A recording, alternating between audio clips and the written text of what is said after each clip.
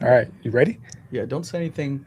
Is it live? Don't say anything John wouldn't say. Yeah, I guess so. All right, everybody, welcome to the Making with Purpose podcast. John and Mark here in the Flow Studios, coming at you today, and we're excited about this one. This podcast is going to be all about branding, and we're excited to go step by step with an awesome worksheet that we have available for you guys, and I'm excited. What about you, John? I'm quite excited Not as as well. excited? No, I think I'm excited. I'm excited that we're back to live because I can't do the structured stuff. I need a little chaos. So I'm quite excited actually, and I'm excited that we're doing a podcast workshop. Whatever we just came up with This that is like our 15 first podcast workshop. workshop. That's right. Absolutely. We're excited about that.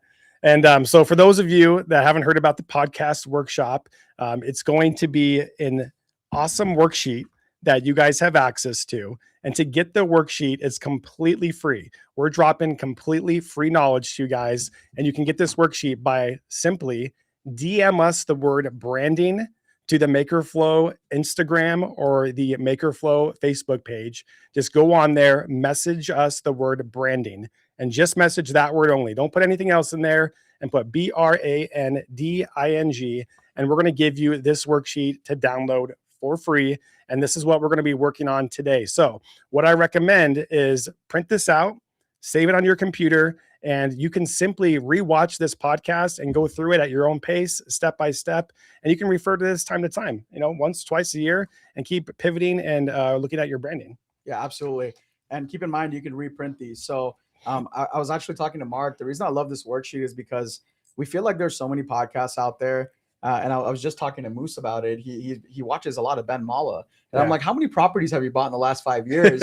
And I was just joking with him. We were laughing about it, and it kind of hit me like there's so many podcasts, there's so much knowledge out there, but we feel like we watch all these things, but there's nothing actionable. Like, Yeah. you don't know where to start, right? And so with that in mind, we created Mark and I, we created this worksheet. And the coolest thing about this worksheet, if you go on like page 1, for example, you guys are going to see that there's a table, there's some words. So let's kind of go over Yeah. what this is all about. What do you think? Yeah, let's look at the part 1 page real quick. I just want to break down the template so you guys understand where to look at, where you're going to be filling out the blanks, and what this is all about. So on the left side of your page, this is going to be the parts that you guys are actually filling in, right? Fill in the blank worksheet that we have for you.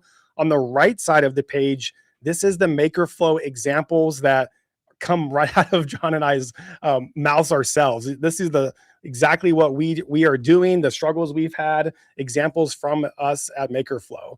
And then at the very bottom of the worksheet on each part, you're going to see the MakerFlow lessons learned. So this is just going to be a quick takeaway about this section and what we've learned about that part of the branding. Yeah. So to kind of dissect that a little bit further, the left side on your worksheet is for you. You can either do it as we're talking and as we're kind of going through the worksheet. So it's totally up to you. The right side is like Mark said, that's real. That this is real branding that we do, at MakerFlow.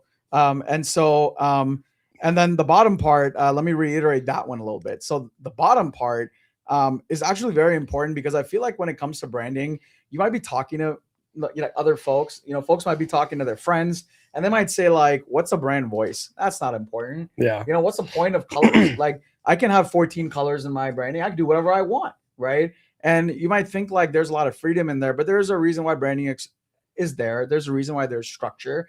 And so that bottom part, actually, we're trying to let you guys know why it's important. And that's why we added that. It's like, why would you do that? Why is it important? What, maybe there was a mistake we made and we wrote something down there.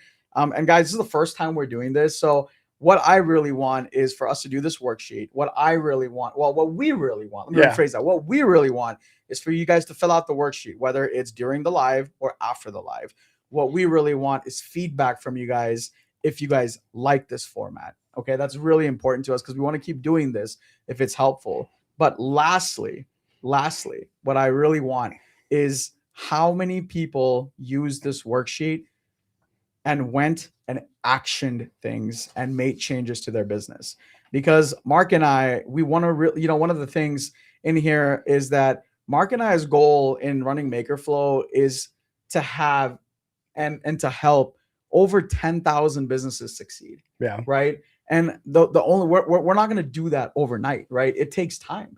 And so what we're essentially doing is laying the framework out step by step over time to help you guys from ground zero all the way to scaling. And maybe you're halfway there, and we're hoping that this helps you as well. So whether you're starting out, in your branding journey, or whether you're halfway there, or maybe you're fully there, this worksheet would help you out either way. Because the best part about this worksheet that I like, Mark, is the last part is auditing. Yeah. And when we get to that, you guys will understand what I mean towards that. Bro, it's like what I would pay to get this when we started our business 15 years ago. Well, can you tell us what we paid for this? We went to college and we paid a lot of money. No, but we hired a consultant to do our branding, to understand our business. Do you remember how much we paid? It was six figures.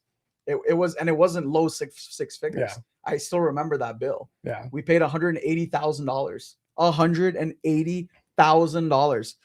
And we've just condensed that learning. And this is the new logo we got out of it. Totally worth it. Yeah. So, we have a lot of mistakes. We have a lot of ups. We have a lot of downs.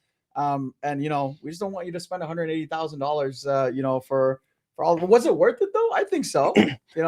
Well, I mean, me and you have 15 years of experience. I mean, starting businesses out of our garage. We've been through that rut. We go to trade shows, we go to conferences, we pay massive amounts of money for knowledge and ebooks, and we're constantly learning, right? That's right. And that's one of the takeaways I have for anybody watching this, is to always be learning, always be achieving to find out more about the industry and just be on top of your game. And that's something that we always doing. So we're dropping some knowledge today that's absolutely free. And you said you wanted to help 10,000 businesses. That's MakerFlow's goal. And we've had hundreds of people already DM us today for the worksheet. That's so right. I think we're off to a good start. Hundreds of people have already DM'd us, and we encourage you to fill this out with us, and let's do it. Yeah. And last thing before we get started, if you do have questions, I know we've been emailing, we're doing a lot of things, letting you guys know, drop them in the chat. We have Sam, Danny, and Layla, all of them here, and they're moderating.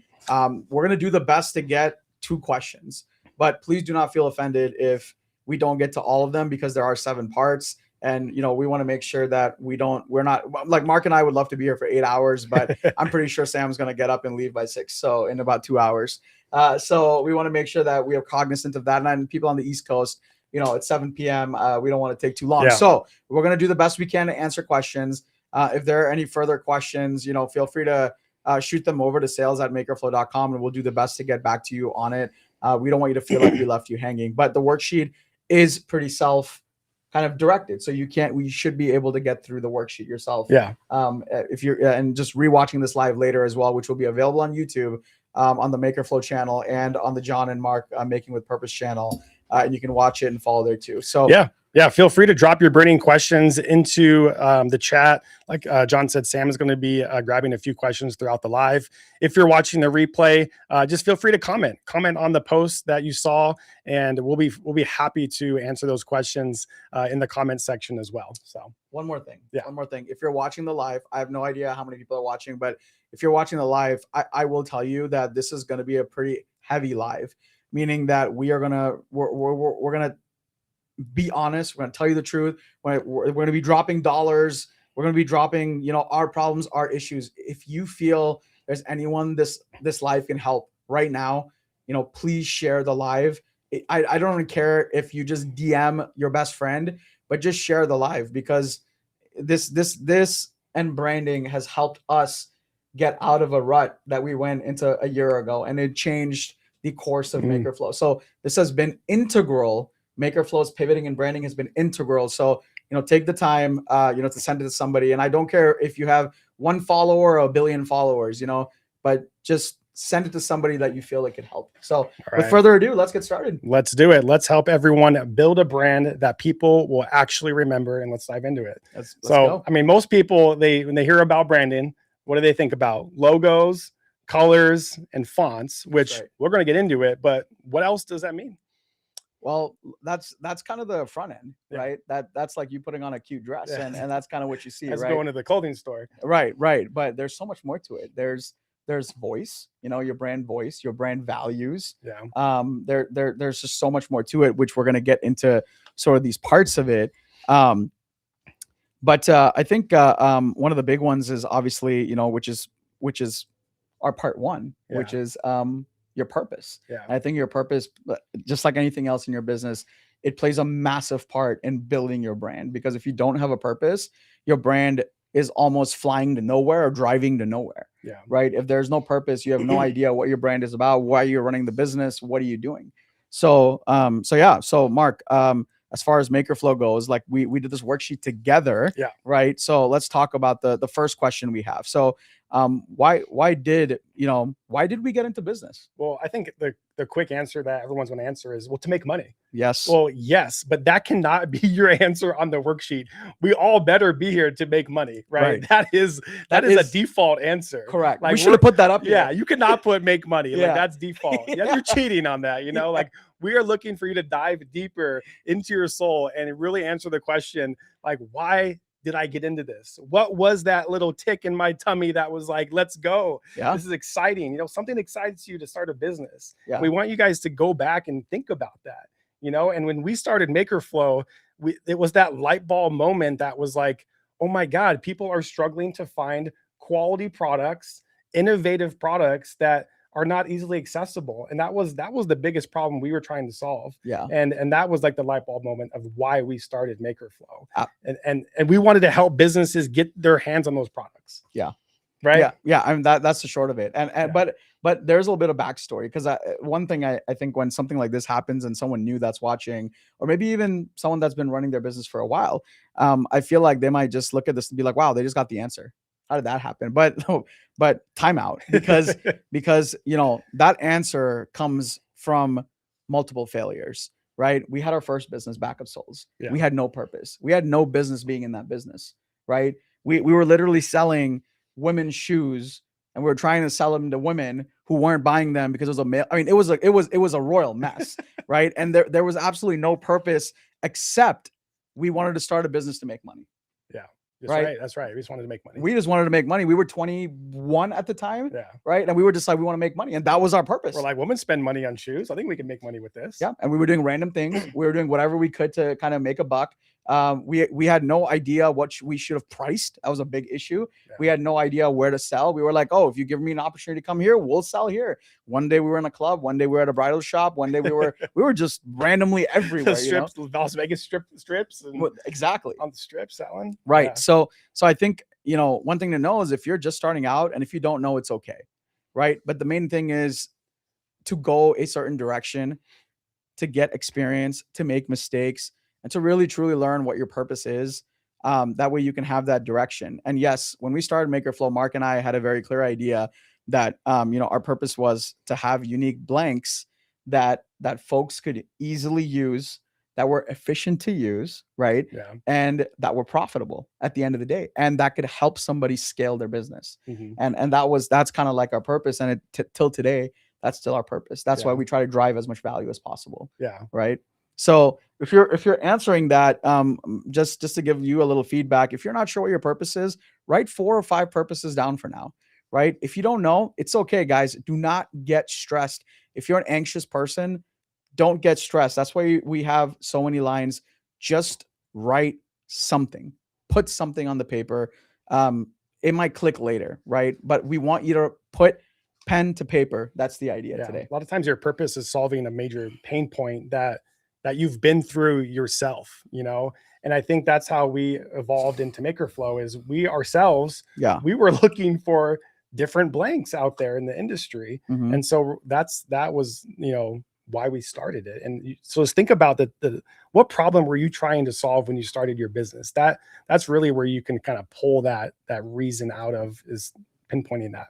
So if you were starting a customization business, I think there's a lot of people today that are starting so many customization businesses. The machines are so much more accessible. Yeah. Blanks are so much more accessible. Going direct to China is so much more accessible. I think one word that's been thrown around so heavily lately has been saturation. Yeah. Right. So do you think, how important is it for someone starting in this industry today to actually lead their business? Okay. With first understanding their purpose? Yeah, that's super important, because anyone can buy a product, But the reason why somebody might buy a product from you versus your competition is because of your why, and why you're selling that product makes a huge difference in a customer deciding, okay, do I drink Monster or I drink Red Bull? Well, I think I connect with the Red Bull a little bit more because of the lifestyle they present of, dirt biking, and gives you wings and you can fly and you can do anything with that energy. So depending on who they connect with might determine their decision. Yeah. Yeah. And that's exactly it. You could always find a cheaper energy drink, right? Yeah. Yeah. But you align with the purpose of the company that you feel that you align with, right? As far as purpose goes. Mm-hmm. So yeah. So I think that's super important. I'm glad that's part one, because I hope a lot of folks that are watching are asking themselves and pondering on that, what is the purpose? Yeah. So with that being said, Sam, I'm not sure if we do have any questions. But before we move to part two, I would love to open the floor up a little bit. The only questions you guys have so far are they're asking us, how do I get that worksheet? All right. So to reiterate on how to get the worksheet, guys, you can DM us on MakerFlow Instagram or on Facebook page. Just DM us the word branding, and we will send you the free PDF right to you on your inbox. You can download it. We recommend to print it out so you can handwrite on it, scratch things out, start over again, and just download it to your computer and save it there so you can print it out anytime you want. Yeah, absolutely. So I do actually like this takeaway on the bottom of this page a little bit.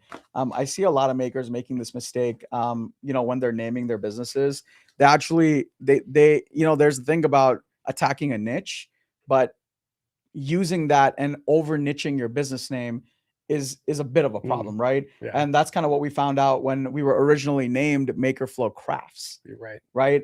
So I see a lot of folks that will name their business and it's called, Joanna's engraving shop, or, John's print color shop, or something like that. Right. So can you talk about why that, leads to a problem later on, especially when you want to scale? Well, I recommend staying away from your personal name, because if you put your personal name in there, you have no exit of selling that business ever, typically, unless you're like some super famous person that can get an exit off their name.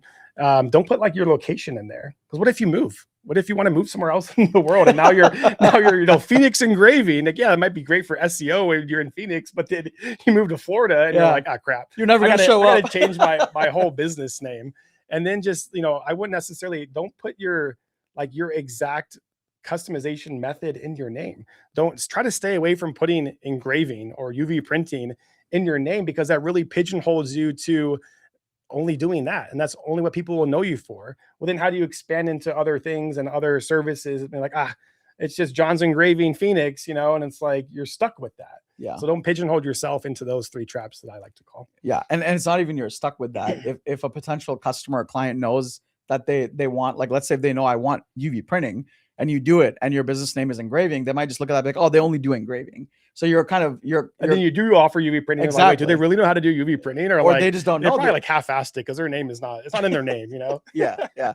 So I would highly recommend staying away from that and not making that mistake. So we had MakerFlow Crafts, and then the envision when we did that was MakerFlow. We wanted to change it to like different, right, subtitles, right? Yeah. MakerFlow tumblers and the MakerFlow, whatever. But that was even more branding that we needed to do. And so we just simply simplified it and just removed the crafts, and it's just MakerFlow. Yeah. Do you know the story of we were in the back of we were at Pepper Mill in Vegas. Yeah. And that's where we kind of came up with the branding for MakerFlow. Yes. And for those of you that have not been to Pepper Mill in Las Vegas, right off the strip, shout out to Pepper Mill. It's an old school gangster retro diner. Amazing breakfast, the best coffee, Colombian coffee in the world. That is John and I's spot. We must go there when we go to Vegas. Highly recommend it. But that's where it all started. Keep going. Yeah. And the name MakerFlow, if anyone's wondering, and how we came up with it, was when Mark and I had the engraving shop and we were working. Mark and I used to basically start at like 8-9 in the morning and end at like 8 p.m. And we actually like never ate anything. And MakerFlow actually is the flow state that you get in when you're making. And And because we got into that flow state, like you're designing, you're packaging, and you're engraving, and everything is just moving so smoothly, that's what maker flow, and that's where it comes from, is that maker flow state. And the only reason we dropped the W is because I think we watched a lot of the Social Network, and he wanted to drop the in the Facebook, and we're like, you know what, we're gonna drop the W in flow. We're gonna make it cool, right? Yeah, we gotta make it cool. So, and the W just didn't look good when I drew it out. So No. this looks cooler. Flow So, with no W. yeah, flow with no W. People get the email wrong all the time. That is true. Yeah, but we do own the domain, so we thought that through. See, that's branding. We own the domain. So if you happen to type in makerflow.com with a W, we got you. Yeah, you come straight to Makerflow without a W. But it was like, you know, when you try to come up with a name, it's like there's always that moment when you say the name and it's like, that's it. Yeah. That is freaking it, you know? And when you said Makerflow and you're like sketching it out on that napkin at Peppermill, we're like, dude, that's it. Yeah. That feeling definitely came. Yeah. I remember that. And honestly, we still get nostalgic about it. Like I was looking at when we were doing the live on Tuesday, and I literally saw it like on the screen. Like you were right there, but I saw it on the screen, and I'm like, man, that's so proud. It was a proud moment. Proud like, dad, that looks cool. Yeah, it's a cool moment. It was a cool moment. So, anyways, just to finish off part one, I mean, it is the foundation. I do want to go over the other two questions on the worksheet, if you don't mind, John. Yeah. The next one, the second question was, you know, what do you want to be known for? And answering that. And I think this question really, to put it in other words, is what do people say about your business, or what do you want them to say about your business when you're not in the room? Yeah. What do people say when your back is turned? And that's what you really want to drive home of what you want to be known for. Yeah.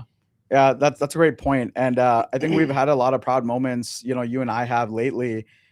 Just in the last 2 weeks, I think I've gotten a few emails of people saying one word, and it's like, oh, we feel like Makerflow is our like host business partner, or Makerflow is our business partner. And believe it or not, when we speak, we are like, oh, I hope you guys feel like Makerflow is your silent business partner. Yeah. So in the last 2 weeks, those emails have been absolutely, humbling. They've been exciting. And for Mark and I, we've been working on our branding for so long that it's been exciting because we're like, wow, we're finally doing it. So it's kind of like a win moment. If you ever watch The Breakfast Club, it's that feeling at the end when he pumps his fists in the air. Yeah.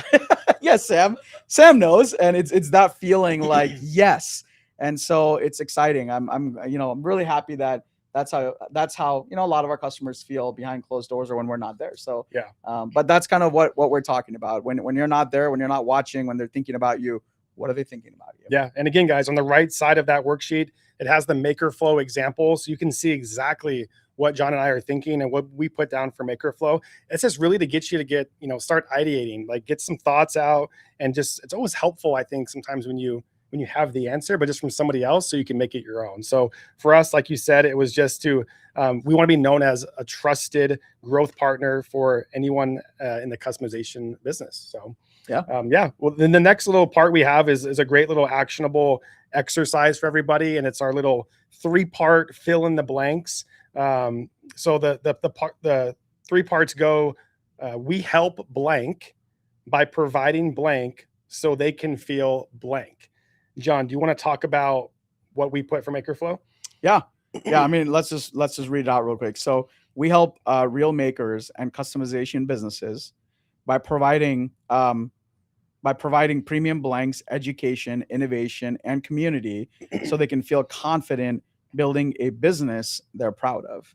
And it's our story and our branding, and it's not just one thing, it's multiple things that we're working towards. It takes time, right? But this is something that you and I have talked over incessantly over the years. Like, what is the point of all this? Yeah. Right? The point is, none of that right there says that we want to become billionaires, and that we've never even talked about that, right? Yeah. Our goal has always been helping 10,000 businesses succeed. But we have to break that down backwards, right? Once we know our end goal is like, okay, that's the goal we're like, okay, how do we help 10,000 businesses succeed? And I think this really breaks that down well, right? Who are we helping is the first thing. Yeah. We're helping business owners, we're helping makers, we're helping people that want success. And success doesn't have to be money. Yeah. It could be whatever they want to be, whatever they think success means for them. But notice, we help. You don't just say everybody. You cannot say everybody. You really have to niche that down on who are you helping? Yeah. You know, Yeah.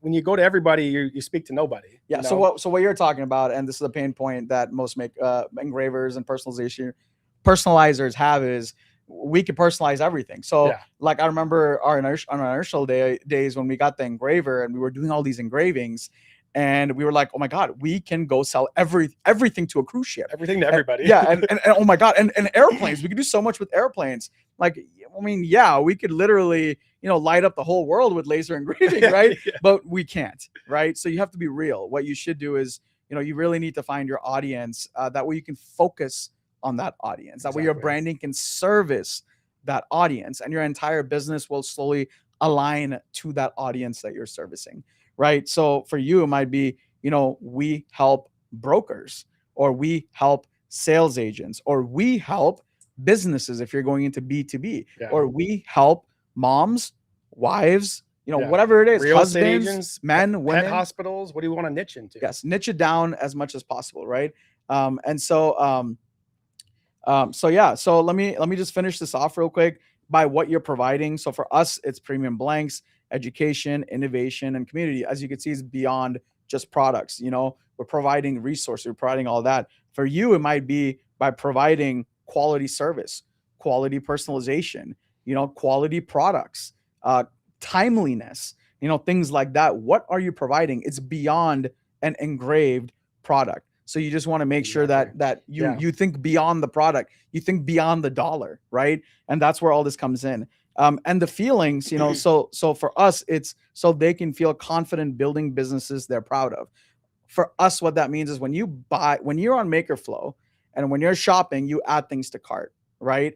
And there's that feeling when you get to the cart where your cart is at $400, right? Or $200, right?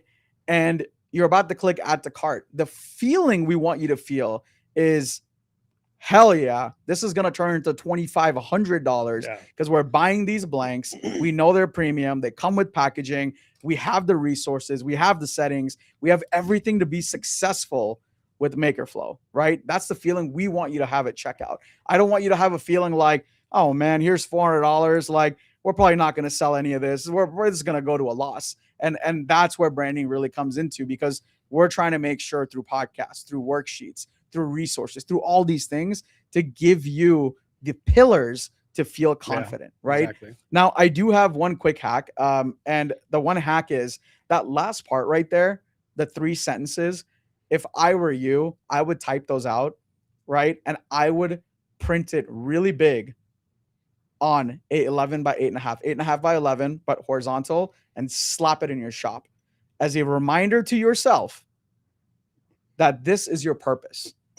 Because as makers, we doubt ourselves, we falter, we want to do something stupid. We know that very well. Yeah. And we have to remember our purpose. Exactly. So we want to I would highly recommend doing this exercise, putting it up, and keep in mind, it's not permanent, written in stone. You can change it later on. Dude, engrave it. Yeah. Cut it out of acrylic. Like, make it freaking permanent, put it up there. Because when you come through tough times, you got to go back to your purpose and say, okay, why am I doing this? Why did I get into this? And boom, that'll give you the confidence to keep going and moving forward. So I know we had a question up on the screen there, and it was about, have you ever intentionally, just given yourself time to think and work on your branding? And Sam, do we have the results from that or any feedback from that question? Yeah, it looks like most people went with option B. However, the poll has been removed, and I don't know what option that was. But B and A resonated the most with people. Okay, awesome. Maybe Layla can give us the answer on that one. Cool. Well, before we move to part 2, any questions, any good ones that we have out there, Sam, that we can answer? So no questions so far, but people have been playing along. So one, they wanted to share their small business name, so I thought it'd be kind of cool to share the ones that we heard. Sure. One of them is Let It Be Company. The other one is Cactus Air Designs. And then the last one is the Coleman Twins. So we're all talking about brands that have nothing to do technically with what you said. Yeah. Right? Very good.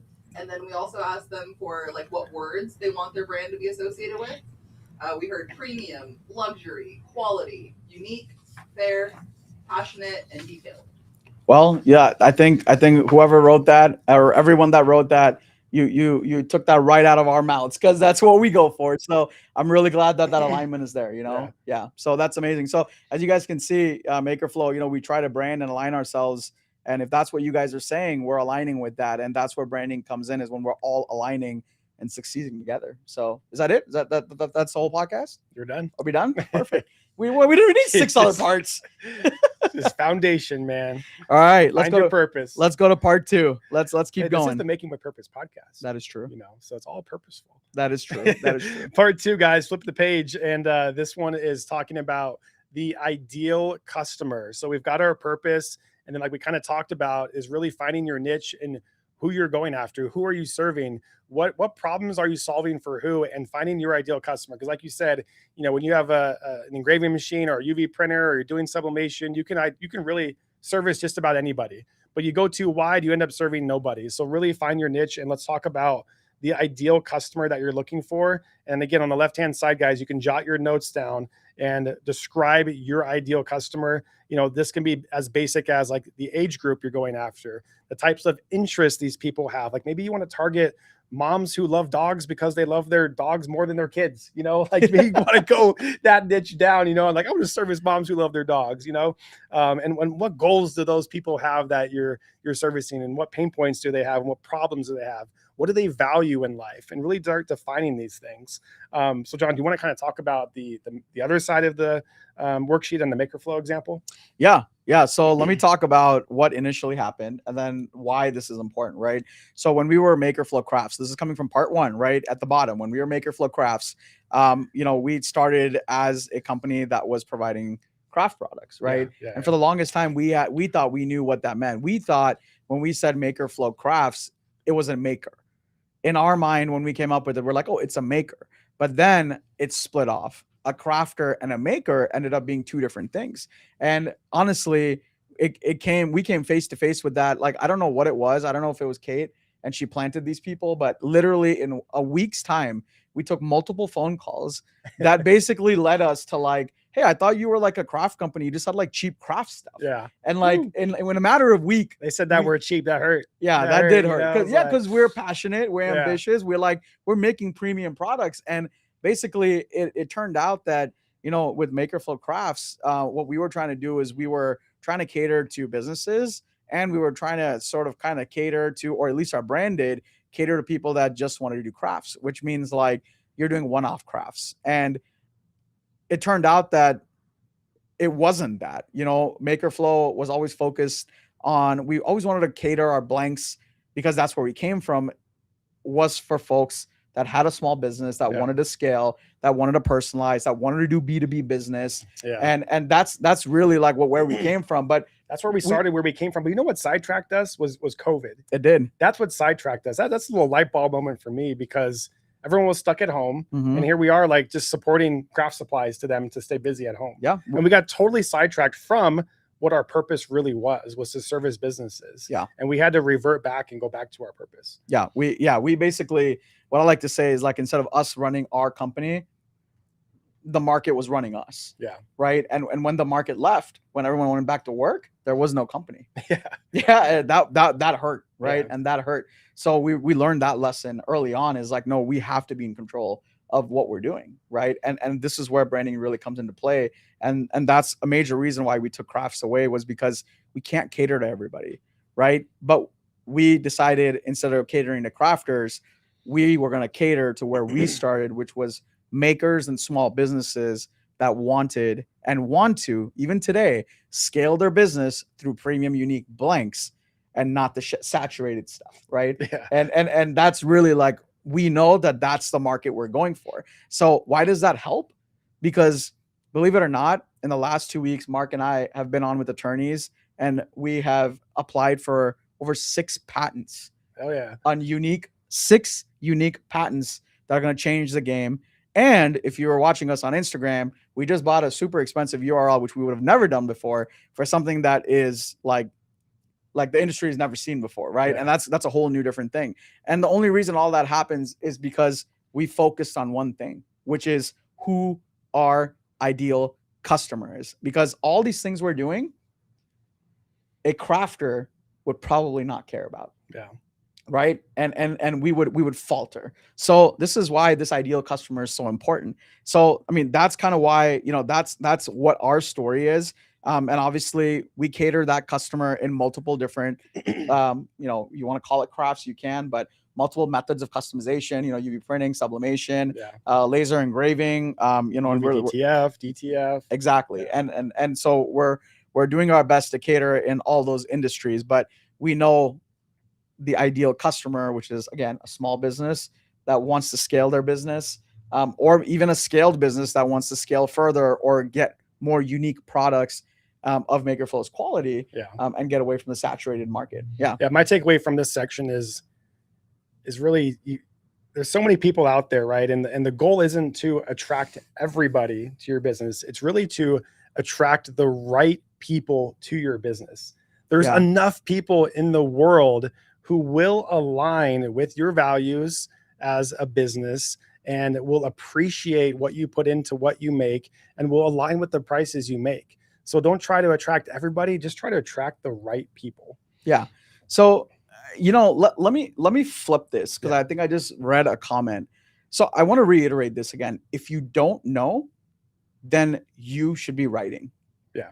Okay. Just write anything down, right? Just word vomit, get a blank piece of paper, flip your page, word vomit, and just write.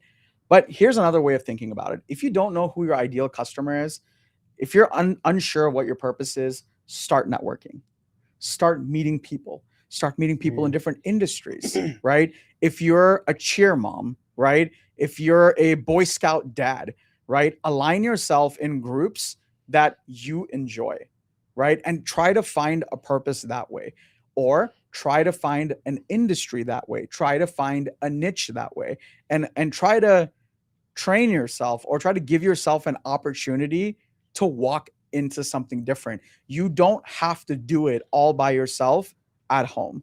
And I will tell you one thing, and you know, this might be a hot take, or this is something that this is something that might not align with everybody, but if you're an introvert like I always was, I always told you in the beginning that I don't want to get on camera. Yeah. Right. I always like, nah, I don't want to get on socials. Like, for a very long time when we had a social team, we weren't getting on camera, and we were forced to. It took like 3 years to finally get us on camera. If you're an introvert, I would highly recommend to force yourself out and slowly start mingling and networking. If you're not sure, talk to others. There's more people like you out there that are struggling with this. And the more you go out there and the more you talk, the more you mingle, the more you will understand. And it might give you that direction that you need. Absolutely. Yeah. I mean, even if it sounds silly, like you're describing your customer and you're not sure, it sounds silly. Even my example of you know, a mom who loves dogs more than her kids. Yeah. I'm very passionate about dogs, You right? are. So I value this ideal customer, you know, and that's how I got into it, because I love dogs, let's say, you know.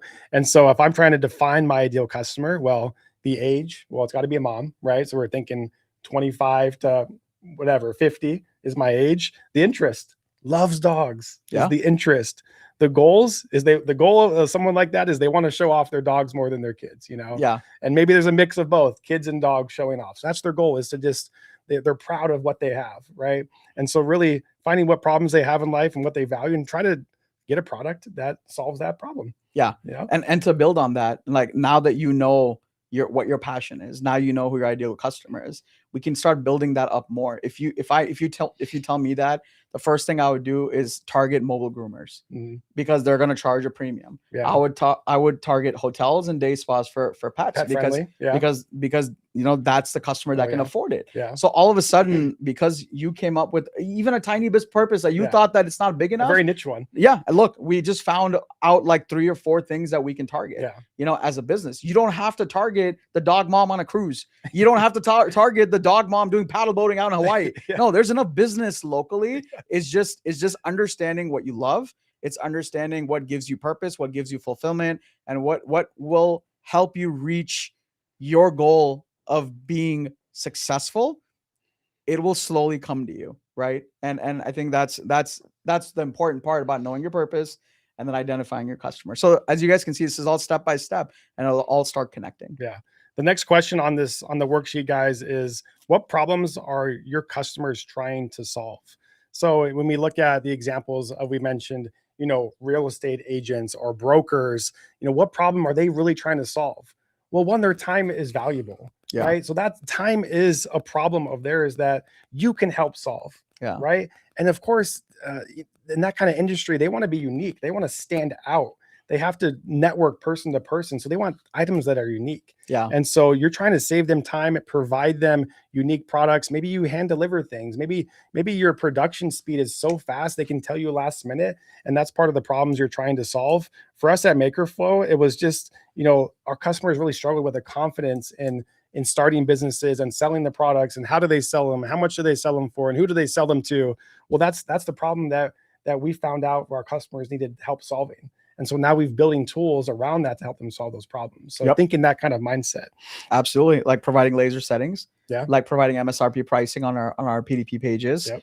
And various other things that we're going to be launching. But in your guys' case, understanding that if you're providing to a realtor, understand that the reason they're giving that gift is because lead gen costs for realtors are extremely high, getting a lead. Mm-hmm. So when they give a premium gift, when they give a permanent premium gift, it makes that impact to potentially get premium referrals out of that gift. And when you sell to that, it becomes easier for you to talk to that agent and convert them. So this is why it is so important that you really understand the problem you're trying to solve for the customer you're trying to go for. Yeah. Well, let's wrap this up. I'll give Sam a minute to look at any questions you guys had regarding ideal customer. At the bottom of the worksheet, we've got our MakerFlow lesson learned, and really just talks about not everyone is your customer. Correct. Right? We're looking for businesses to work with here at MakerFlow. And so strong brands that attract the right people instead of trying to please everybody. Those 100%. those are strong brands. Absolutely. Attract the right people. Don't worry about pleasing everybody, because you never will. So you never will. Trust me. You never will. Sam, questions? Any good ones you'd like to ask? Yes, for one, we got a few more names. So for the small business names, we got Talking in Cursive, Wild Hairs, and Doc Designs. And then as far as questions, you got one from Mick Holden on YouTube saying, when you want to do all the things, how do you narrow it down? And then you also got one from Gene Pendergraft, actually on YouTube. What's up, Pops? What do you think about using a chalkboard to list out goal setting for the week ahead? Oh yeah, chalkboard. For us, it was a ping pong table and a whiteboard. That's what it was for John and I, because we just, that motion of playing ping pong was just soothing to us, and it was like coming up with ideas. And we had a whiteboard on the wall, and we would just play ping pong, and we would just try to volley back and forth to see how many times we could volley and talk business. And we just kept writing ideas. Yep, that's a good one. Put it up on the board. So yeah, if you've got a chalkboard or whiteboard, if you don't have one, definitely recommend getting one of those for your task chart. The other question was, the gentleman asked, if you have so many ideas, how do you kind of define which one to go after? What would you say to that one? Yeah, I would say go to part one, go to part two, find a niche.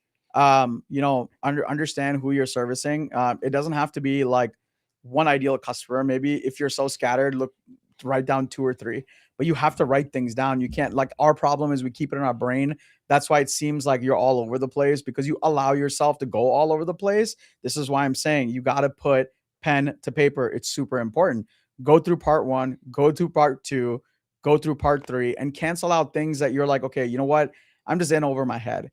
If I were you, I would literally find my purpose and have 2 ideal customers. I'll give you 2. Just get 2 ideal customers and finish this worksheet. And one of the most powerful things you're going to learn in this, as you're doing business, is telling yourself no and customers no is one of the hardest things to do. And you have to be courageous and tell yourself no and tell your customers, no. And it'll help you get more focused. For me, it's about what you're more passionate about. That's what it really comes down to for me, because if you're not passionate about it, your customer is going to see right through you, and they're going to know you're fake. So really kind of look at what you're passionate about. I'm passionate about dogs and sports, so I need to develop products and designs that align with that. And I love kids in schools, like I want to service kids at schools and their sports teams, right? I'm passionate about that, because the more you're passionate about it, the more you're going to know about it, and the more that's going to come through to your customer when you know what you're talking about. Yeah. Otherwise, they're going to see right through that BS and go buy from somebody else. Yeah. No, So absolutely. let's go. Let's go. Guys, again, reminder, if you need the worksheet, DM us the word branding on Instagram, on Facebook, just the word branding, nothing else. We'll send you the PDF for free. Just DM us that word and we'll get that over to you. Print it out, use it, rewatch this podcast, take your time, pause and go as you please. So let's get into part 3 on the worksheet, guys. This one is all about branding, personality, and voice. So this is a big one. It's a little bit more in depth, and really it's kind of thinking about, if your business was a person, how would they walk? How would they talk? How do they act? How do they respond to customers? What's the voice that you use in your business? Do you reply with emojis? Are you funny? Are you serious? Are you a mix of both? Really defining that brand identity, that brand personality, and that brand voice is the next part. So yeah, let's get into that and talk about kind of the tone and the messaging and kind of what we do at MakerFlow. Yeah. So, I mean, the first thing, my 3 brand words, this page, I hate this page. I absolutely despise There's this so many page. words you can't pick, or what? Because you want to pick them all? Yeah. All right, Pokemon. Gotta catch them all. Dang. There's so many. This one is so difficult, but I did have like one BFO. I did have one like epiphany on this is like, if you're standing there and if you and I are talking and we go and I tell you primary market, what's the first thing that comes in? Packaging and like premiumness of the bow, the black bow. Oh my God, is incredible. Something about that black bow. Yeah. And so I think that's what the brand words are all about. Think about like, if you do that quick game, like, okay, I'm going to say this. What do you think of? That's so important for branding. So like my hopes and dreams are when someone says MakerFlow, the first thing you go is, oh, premium blanks. I could sell for a boatload of money and make profit. And it's like innovative. And I know that I could do it quickly because it's supportive. Right. And so like our brand words are like supportive, driven, innovative for that reason. And driven is because Mark and I just don't stop. Like we'll make something like, for example, our wood boxes, believe it or not, we have a new batch of wood boxes coming. That's the 4th time we have made improvements to it. You can't physically see it, but when you engrave it, you will this time around. And the funny thing is we're already working on improving that box. So, we already came up with an innovative way to work that wood box line that we're hoping to have in 3 to 4 months. So like, we are so driven, we will not stop innovating for you guys. So that's where those 3 brand words come in. And we're hoping that really comes through you guys, and you guys, these 3 brand words that we've added, we hope in some way or form you think of these things or something close to it when you just think of MakerFlow. Yeah, absolutely. So if your business were a person, like I said, how would it talk? How would it dress? What would it do? And for MakerFlow, if it were a person, that person would be fun, friendly, supportive, helping the industry, helping fellow makers. That's the kind of person that if we had to make an AI person to MakerFlow, that's who it would be. So think about that in that aspect. If your business was a person, how would that person act? How would they talk? Because that's going to lead into your branding for your emails that you write, your social posts, and the type of content that you put out there. It's all going to relay back to this personality, brand voice, and personality. So for MakerFlow, if our brand were to say things, this is what we have on the MakerFlow example. We're rooting for you. Yeah. And you notice on the worksheet, there's an emoji. Yeah. We give our team the right to use smiley faces, to use emojis.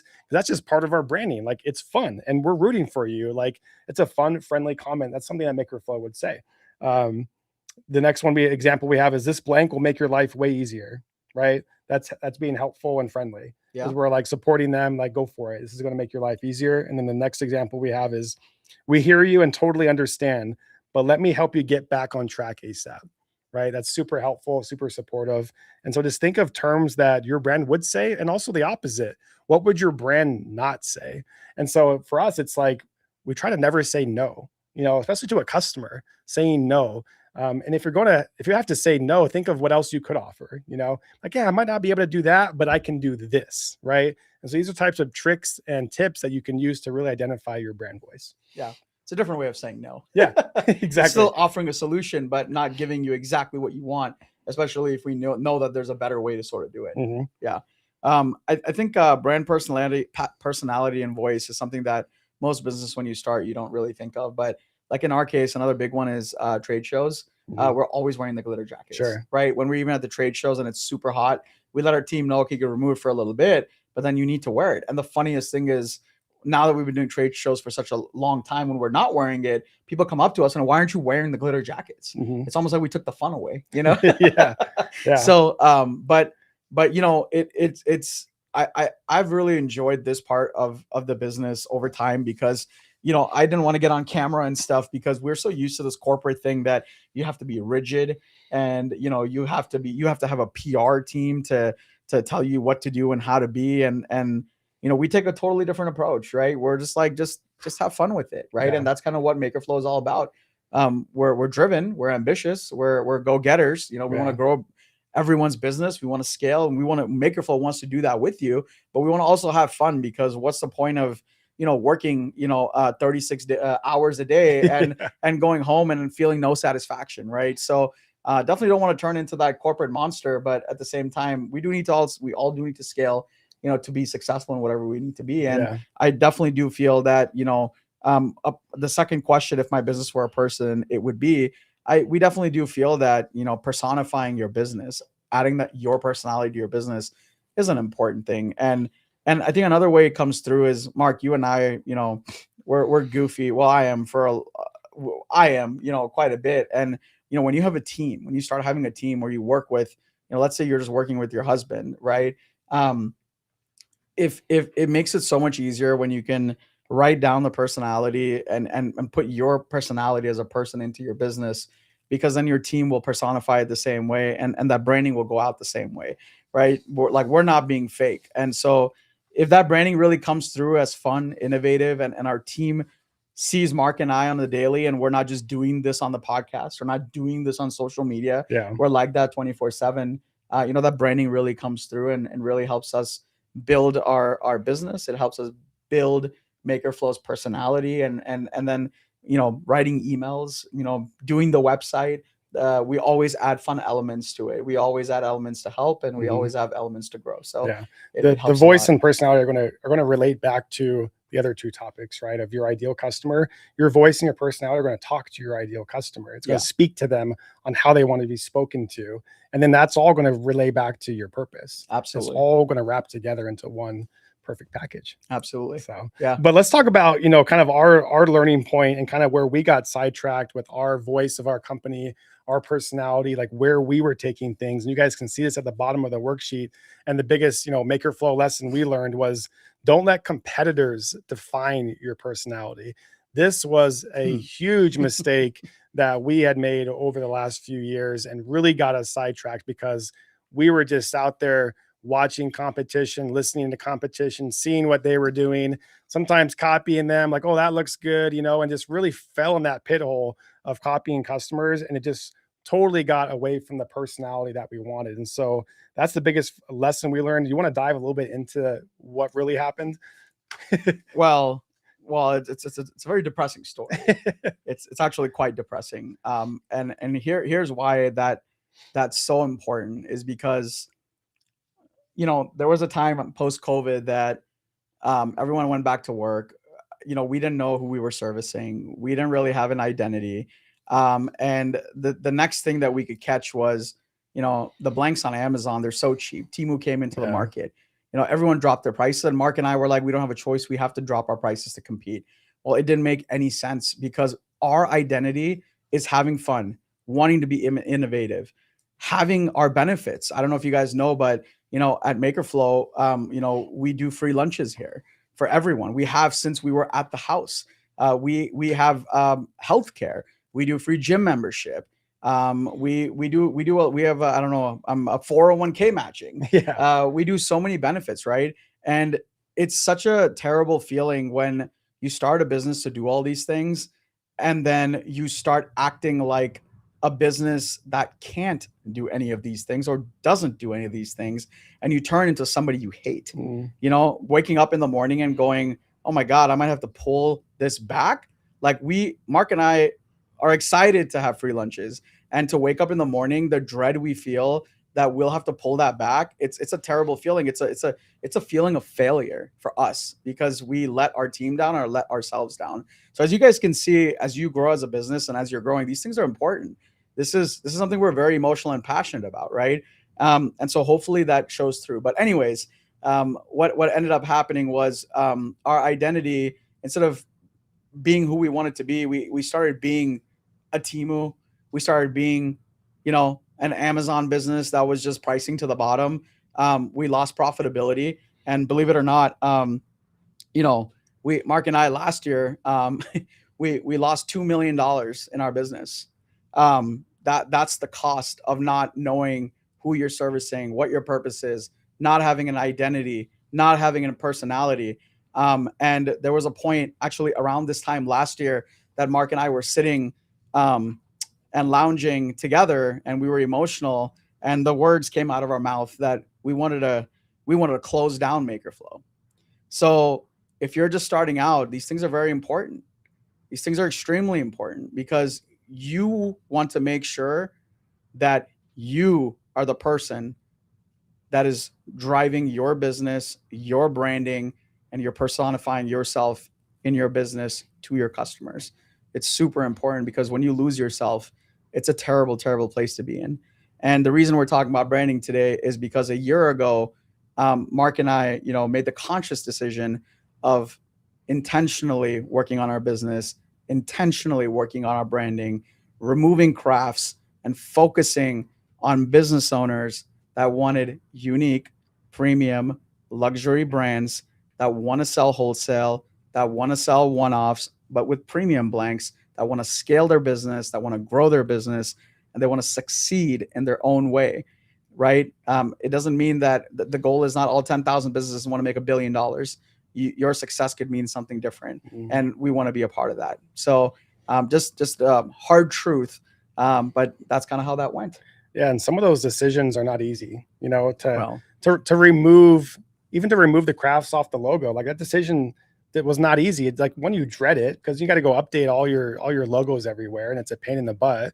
You know, even the decision to, you know, remove products off your inventory, you know, and to discontinue something because you've tweaked your branding and your direction of your business is going somewhere different. It no longer aligns with these types of products. We have to discontinue this. Yes, that's hard. That's hard to tell customers that have been with you from day one and grown with you, or team members, right? Or team members, or you know, that use those products. Like it's sad. Like you don't want to do it, but end of the day, it could be a dead product. It's not turning at the rate it needs to turn. And those decisions, you know, really was a voice we had to hear and dig deep. You know, like our competition was changing the way our identity was, you know, and we fell too deep in that hole. We had to dig deep and go back to our purpose. Yeah. And say, hey, what are we really solving here? It's not to be the cheapest product on the industry. We're better than that. Yeah. You know, we're better than Temu. We're better than Amazon. There's a reason why MakerFlow exists that is above those two other types of companies. Absolutely. And now we've defined that. Now it's premium blanks. Yes, it's innovative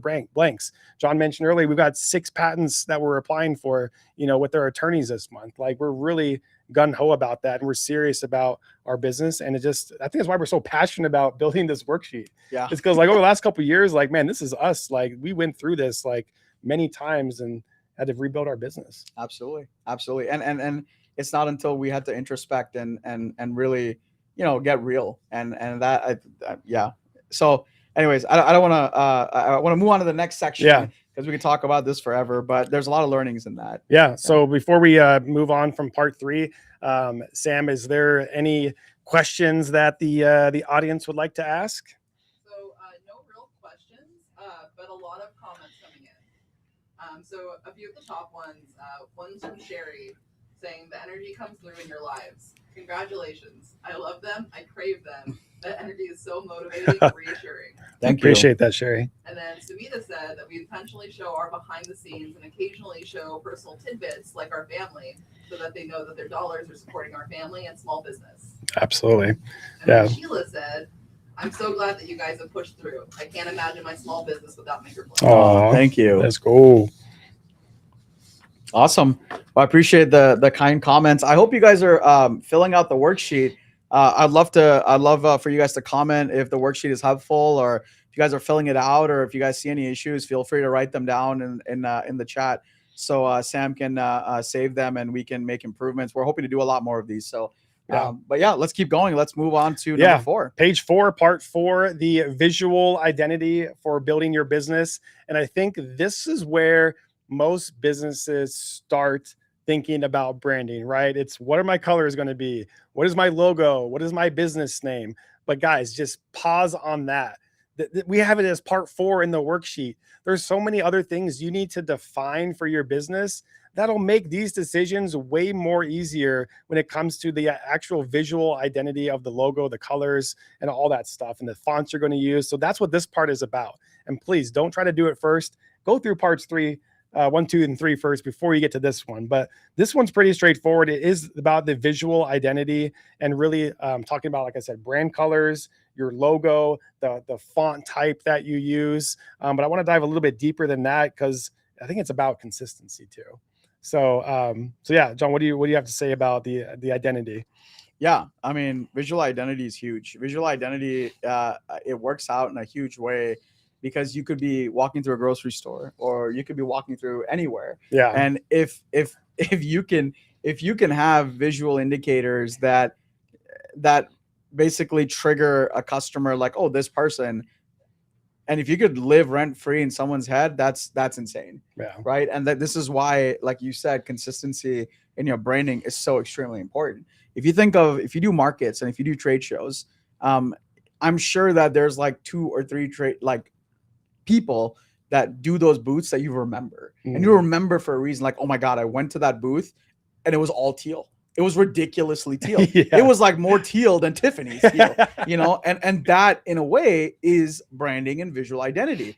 That is their market. And I'm sure you guys follow influencers, and you guys follow if Sumida just commented. Yeah. Sumida has that, like, I don't know what that blue is. It's like a navy or a dirty navy. It's like a slate blue or something. Yeah, slate blue. Yeah. That's a good way to put it. Yeah, slate navy or something like that. Cool blue. But she has her visual branding like that, and it's very easy to define. Whenever I see like a stylized version of that, it always reminds me of like Sumina's logo. So I think colors are obviously important. I know you have a tool here, but when we were looking for colors for MakerFlow, I mean, we went through like Lord knows how many swatches and swatch combinations until we felt like this is the definition of warmth, success, drive, ambition, fun, like just a good feeling that it gave you. I think it's important too is also just researching what colors mean to people. And like the meaning of purple could be royalty, but there could be other meanings like subconsciously that the experts have put out there that what colors really mean. So once you've defined, your identity and everything else, those colors might speak to you better than you may have thought it did or did not. Yeah. And so I have a tool that I wrote down on the worksheet. It's called coolors.co, COOLORS. It's like colors basically with an extra O in the beginning, and it's .co. This is a really cool website that you can get different types of palettes of colors. You can look at the different hex codes. You can maneuver the swatches in different orders and orientations to see how they look. You can tweak the shades. You can save them and come back to them and then set up different swatch sets. And so I really like that website if you're really working on your brand colors, and just kind of put it up on the screen, see how it looks, get feedback from other people, and utilize that tool as much as you can. But for MakerFlow, we wanted that MakerFlow word and that branding to be everlasting, right? We never wanted it to go out of style or, look old school. So we wanted to keep it real modern. Right. MakerFlow itself, we only show it in black or white. That logo should never show in another type of color, right? We try to stick to that all the time. The logo is either in black or it's in white. It's never in anything else. And that's like our brand guideline that we've created. And all these things we're talking about with the identity are really part of your brand book, your playbook, and your brand guideline. So essentially you could put all this stuff into ChatGPT and make yourself an awesome brand guideline. And then we have secondary colors that we use, like you're talking about. And for this, we like to use an electric blue. It's kind of a bright and exciting blue that brings in excitement into the page. Sometimes it's like a light blue teal color. And then we also use orange. We use a lot of orange. orange because I don't know. It just feels. I call it maker orange, but I know orange is in the Indian flag. So you like India orange. Well, I think I like Maker Orange because I think we have used so much like Baltic birch, and we've been like You've got cut and well for engraved me. so much. I get orange fingers. Right? Yeah, I'm the yeah. whitest guy here. I get the I burn know. marks on your fingers. Your fingers turn from white to orange. Right. I don't know. I love Maker Orange. That's awesome. But yeah, I think color theory is important. It does play a huge part. And I think the next thing, which is fonts, are also important. Because I see so many people have these long brand names, and we need to simplify things. We need to make it easily legible. Your branding cannot be 14 words long. You want to make it something that people can remember, that people can rewrite, that people can type when they get home. Like, you don't want your name to be so complicated. They're like, oh my god, what was the name? It was Lisa's engraving and UV printing color shop. Like, you want to make it super simple. Maker Flow. Like the one Let It Be earlier. Yeah, Let It Be. It's cursive, or that was a cool one. Yeah, I like that one. The hair one was Messy Hair, or what was that one? Wild Wild Hairs. Hairs. Yeah. Yeah. Talking in That was cursive. sick.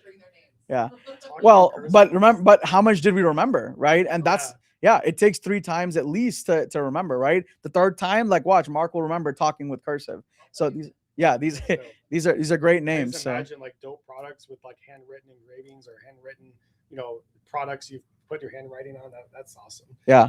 But speaking of fonts, like, and speaking of all this stuff, guys, don't be overwhelmed by like, oh my god, I'm stuck. Like, you can change these later, and we've done that here at MakerFlow too. We've changed these over time, and so sometimes this can feel so overwhelming, like, oh my god, it looks so bad. But you know what? Like, just go with something to get started. Make tweaks as you go. For us on the fonts, we used to use a font called DK Sensory. Yeah. DK Sensory was like a paintbrush, like a real thick paintbrush script type of font.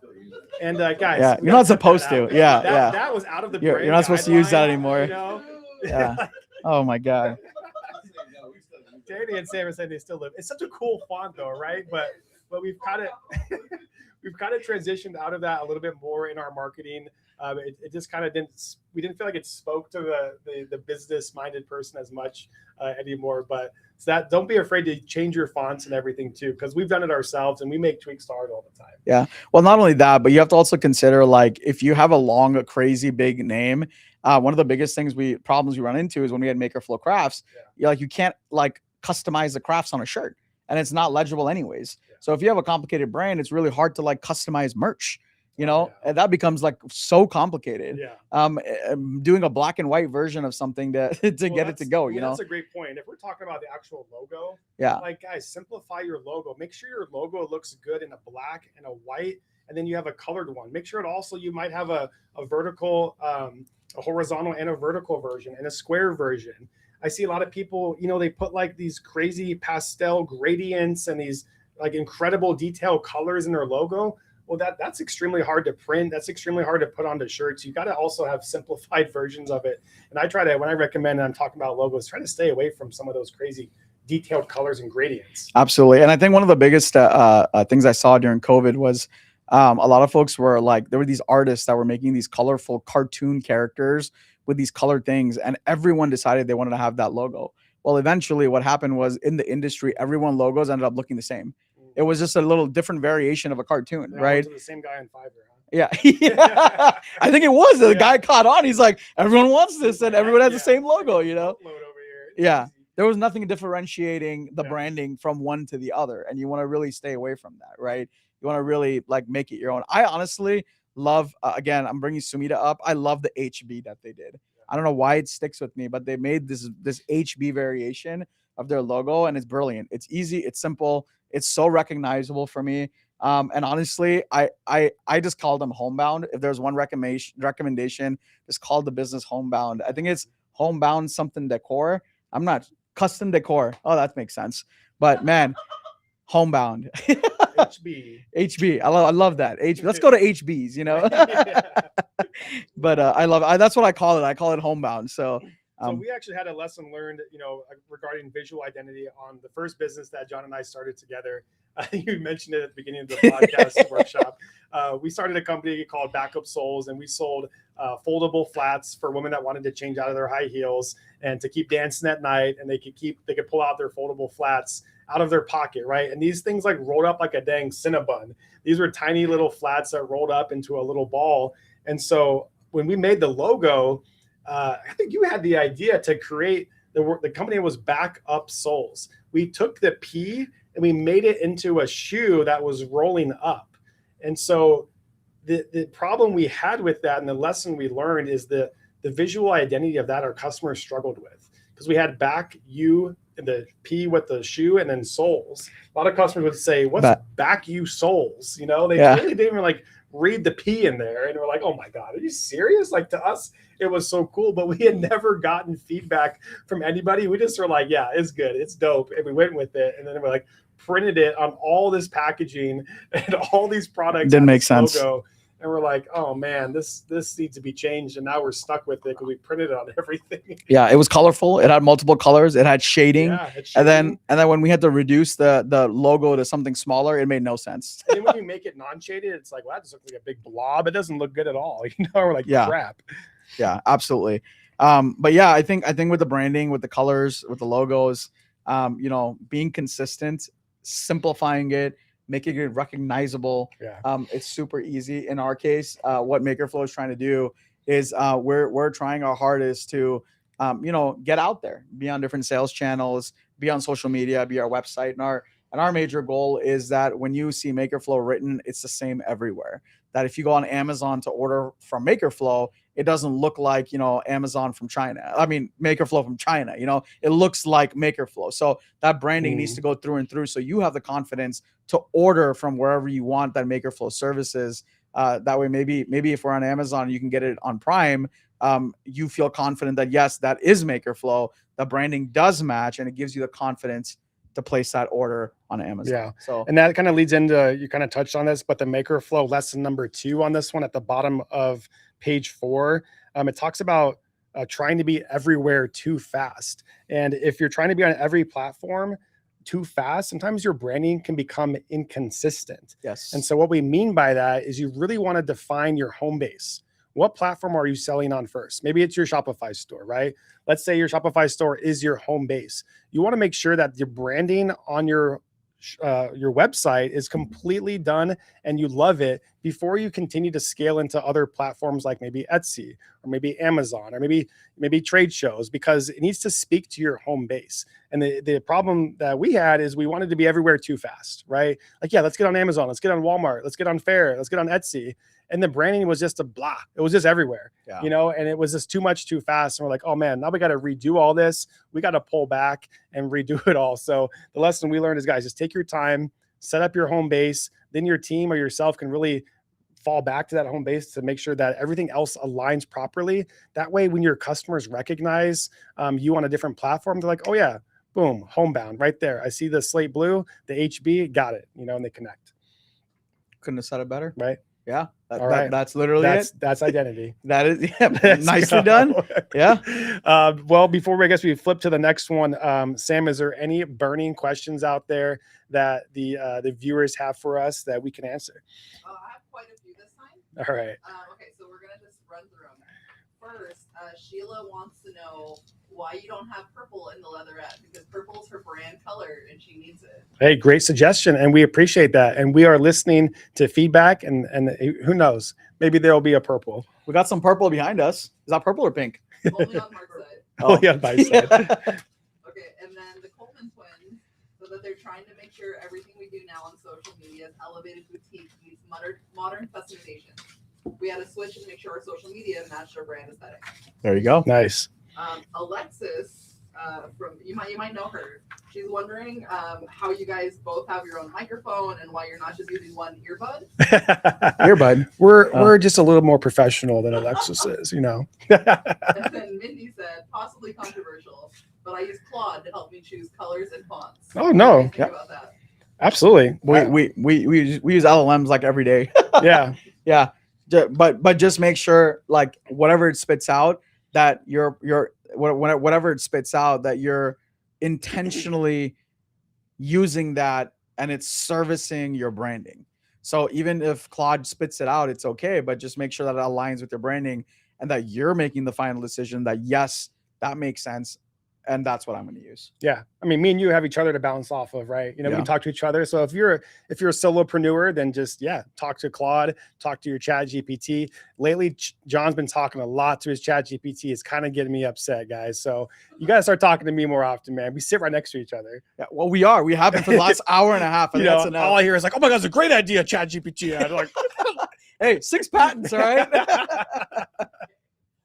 Sheila said she's talking about her name, so I named my business Talking in Cursive because it's a fun way of saying I cuss a lot. oh, let's go. See, that's Customers who have handwritten messages, and then I would grade them on personal gifts. Oh man, See, I love that because imagine being at a trade show and you're like, yeah, you know, it's talking with Sir Cursive because I cuss a lot. I would never forget that. That's absolutely and right there, right? Like when you think about that, it just makes me laugh because it was a quirky thing you did, and it's you intentionally did that, you know, to have fun with it, and that your branding just flows right through it. It's brilliant. I love it.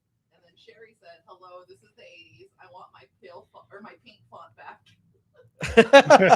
Hey, that could be your branding, but it has to be consistent all the way through your business. And then Zella Jedi, who I believe was actually one of our winners on one of our lives, said, "How long did it take after doing brand changes for things to level out? Okay, mompreneur is mine. Haha, I did the where I live mistake." Oh, okay. Gotcha. You can't move now. You're stuck there. You ain't going anywhere. Oh, so it's the Oklahoma mompreneur. Yeah. Oh, okay. Gotcha. Well, I would just change that to OKAY. You know, you could make that Okay. change. Okay, Let's mompreneur. go. Okay, but the question was, how long does it take for things Oh, to man. level out?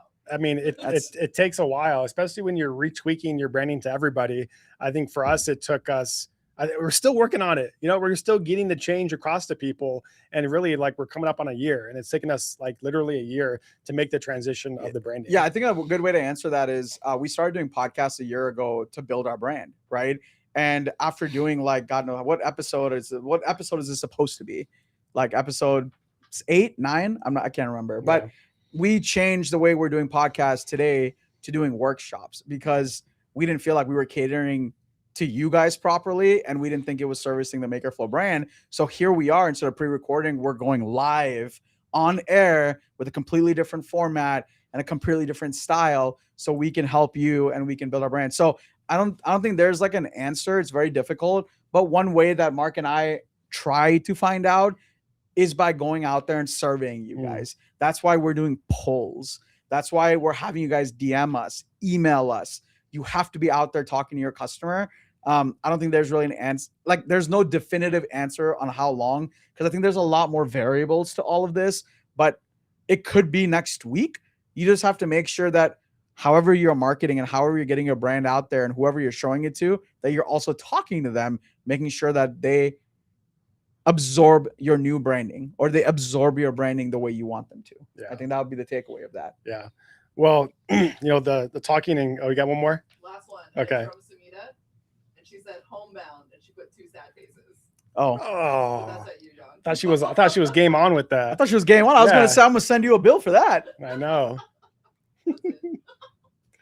Awesome. I think that leads perfectly into the part 5 of the next part, guys. And really, guys, we're almost to the end, so hang in there with us. We're almost there. Appreciate everyone getting on and going through the workbook with us. Again, if you need the workbook, just DM us the word branding on our Instagram or Facebook, and we'll send it over to you. So part 5, guys, is storytelling and content. And so you know, people really want to connect with the story and the values and why you do what you do. And, you know, talking in cursive was, I think, a perfect example of that. People are going to connect with that. And that's the reason, you know, they're really going to buy the product from you. I was at a trade show in Tennessee, and I just thought of this guy, former military, the family had a vineyard. And so they would make wine, and they had barrels, and then they didn't know what to do with the barrels after they aged out.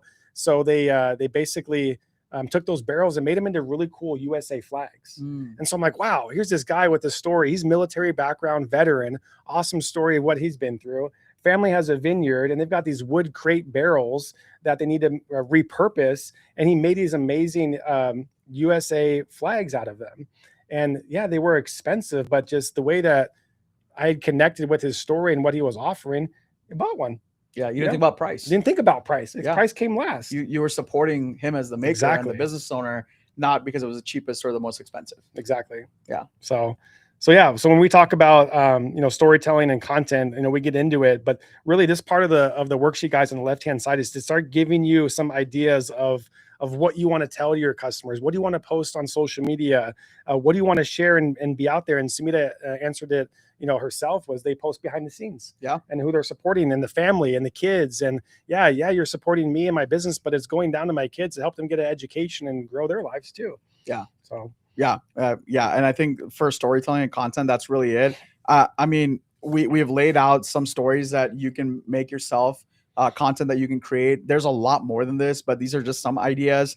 From MakerFlow standpoint, I think a year or more than a year ago, we weren't even posting that much content. We were relying a lot on you guys, on a lot of our influencers, creators, makers, and things like that. Well, what we were told, it was really funny. I think it was, I forget who it was. It was like a new hire. I don't know if it was Layla or if it was someone else, but who currently works with us. And they were kind of, the first thing they said is like, we had a lot of creators that spoke Spanish. Mm-hmm. And it turned out that, we didn't realize this when we loved the content they were creating, but our profile was filled with content in Spanish. And it wasn't Layla, this was someone else. And yeah. they thought that we were a blanks company out of Mexico.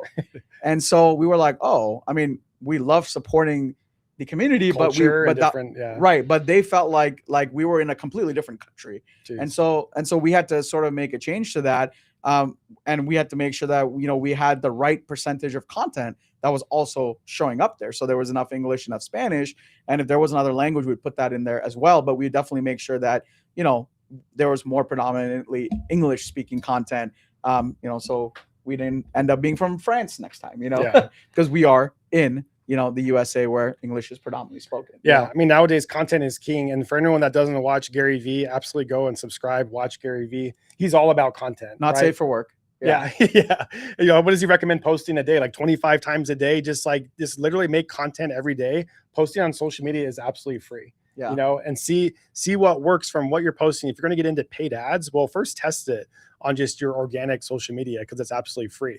If that seems to get more likes and shares than anything else, then you can use that, for your paid ads and your marketing part. That's what we do here at MakerFlow too. We are all in on content and storytelling. This is the age of authenticity with AI and all these fake things coming up. And I can use these fake product videos now of people, like, it looks so real, but you can kind of tell it's AI. Yeah. People are all going to be about authenticity nowadays. So just get out in front of the camera and just post and see what wins, what doesn't win. And don't be afraid of your wins and your losses, and post your wins and your losses and make tweaks with your storytelling, and just keep scaling the content. Yeah. And one thing I do want to say is a year and a half ago, our reliance on content from our customers, influencers, and our supporters was maybe 90%. I think 6 months ago, Sam, how much do we post now daily? A lot. About 6 to 8 pieces of content that are reels or posts, and 3 stories across a couple different channels. So every day. So basically, what Sam just said is we post about 10 times cross channel a day. That's a lot of content. We went from basically going from 0 internal content to 10 pieces a day. Now, we're not saying you have to do that. Yeah. Right. But if you're doing 0 right now, at least try 3 times a week. Okay, don't feel so bad, guys, because we were at Shop Talk and we were listening to all the big CEOs and the big wigs and the companies talking about, social media, and Wayfair was on stage. Yeah. And they were like, yeah, we post 3 times a day organically. I was like, oh, wow. Multi-billion-dollar company posting 3 times a day. I was like, okay, we ain't doing so bad after all, like, dang, let's go. We're ahead of them. So, you're not doing as bad as you think you are, and just get out there. Yeah. The key is, like I said, to put, pen to paper, take your camera out and start recording. If you're not comfortable putting yourself on, on the camera, it's okay. Don't start that way. But believe it or not, if you have bedhead, most of us probably prefer that over you being dolled up, Yeah. If you're a guy like, Not really. I can't say that because I tried to get on this podcast without getting my hair done, and that was apparently not approved by somebody. And I also wanted to wear chanclas and shorts, and that wasn't approved. No, I'm just kidding. But it's your business. Being real is completely acceptable, and I think it's more relatable than anything else. And your content tells your story. Your content really, allows someone to go like, yeah, I want to buy from them. Doesn't matter what it is. They want to just support you. And I think that's super important to build trust and a relationship with your customer, especially the ones that you never meet that are online, Yeah. and it really helps with that. A lot of people just post on social media of their products, and it's so product based and focused. And it's like, buy this, buy this, buy this, but they're missing the whole point. We wrote down here on the sheet is think about how does this product make someone's life easier? Mm-hmm. What solution am I providing to my customers' problems? Yeah. And so don't just be pushing the product in front of your customer's face to buy it. Talk about why you're making it, why you're passionate about it, the values you have, and the purpose of your business that connects it all together for them to make the purchase. Yeah. Build a relation. Yeah. I would say build a relationship. That's probably the biggest thing.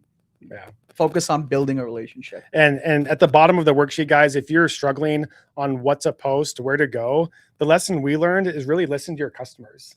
A lot of times they're going to tell you what they want to see, what they want to know, what they want to hear. And you just got to open your eyes and look at it and read it, because that's our biggest takeaway. A lot of times our customers are like, oh, I'm struggling with this. I wish I could see a video on how, that sublimation oven works.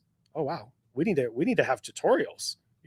That's what they want to see is tutorials. Boom. That's part of our storytelling and our content is how things work. And then the product sells itself. Absolutely. We're not trying to just sit there and sell the product. Yeah. And what we realized is when we've gone out there, people also just tell us what they want. Yeah. And what we realize is people want a lot of unique products because we get so many product requests. Or the other funny thing is a lot of folks will say that, hey, I'm getting this from this company. Can you do it because I prefer to buy it from you? Which basically goes to tell us you want a better product from a reliable company. Yeah. And so that's what motivates us and drives us. So really getting out there is not as much, it's not about you being scared. It's about giving yourself an opportunity to also grow your business and build your brand and build your relationships. Yeah. And having the willingness to engage with your community. Yeah. Taking the time to comment, simply comment back on someone's comment, and engaging with them in the DMs. Yeah. Will lead the direction of your storytelling and your content. Absolutely. Yeah. I think there could be a whole podcast on content. Maybe we'll do that. Yeah. As far as social media goes. So guys, take the worksheet and again, use that left side of the space to jot down your ideas, read the Maker Flow example, get those flows going of your own storytelling and content for your brand. And with that, Sam, do we have any other questions from the audience? We do. So there's questions and there's some comments. Okay. First, there's been a few people that have commented, I love this format. I appreciate the discussion and the live chat to be able to ask questions instead of just being talked to. Good. And then Sumita said, John, Anuj wants to know what chanclas are. Chanclas, they're chuppels. They're sandals. Yeah. Okay. And then someone said, the other thing I love is the emails that follow up. I noticed you had your eye on this, and also sharing what other makers are doing to build and succeed. Absolutely. That's the notice you had your eye on this. It's one of our abandoned cart email flows. And it's part of branding. It's fun. It's friendly. Notice you had your eye on this. Hey, give us a call and reach out. And so that was part of our branding with that abandoned cart email. Yeah. And then there's one more. I started to answer it, but I feel like you guys will answer it better. They want to know how many people work at MakerFlow. Just me and John. Okay. Oh, live is over. I think that goes deeper than you think, because the outreach, we have so many teams really across the world that we work with, from different agencies that we work with and marketing teams and developers. I think directly at MakerFlow we have like 12. Yeah. Or 14 or something. I don't know what the last count is. And it fluctuates, with seasonal work and peak seasons, like right now, Father's Day and the school ending. We see a peak in orders, so we bring in some temp workers, and then obviously Q4 we have some seasonal workers too. So yeah, it can fluctuate. I would say that our extended team, our support team, because we do so much of e-commerce and logistics and things like that, probably over 50. Yeah. Yeah. So.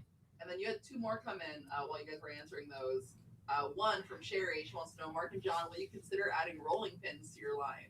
Restaurant bakers and potters need those engraved. Oh, cool. Yeah, absolutely. Now for us, when we hear that, it's like, okay, how can we innovate and improve a rolling pin? Because John and I don't just want to come out with just Any rolling pin. and off, we call it off the shelf, off the catalog rolling pin, right? Finding a factory overseas and just getting what they have. Like, no, we want to innovate and see how we can improve that product. So if you have a product suggestion, also tell us how we can improve that product, and then maybe we'll come out with it.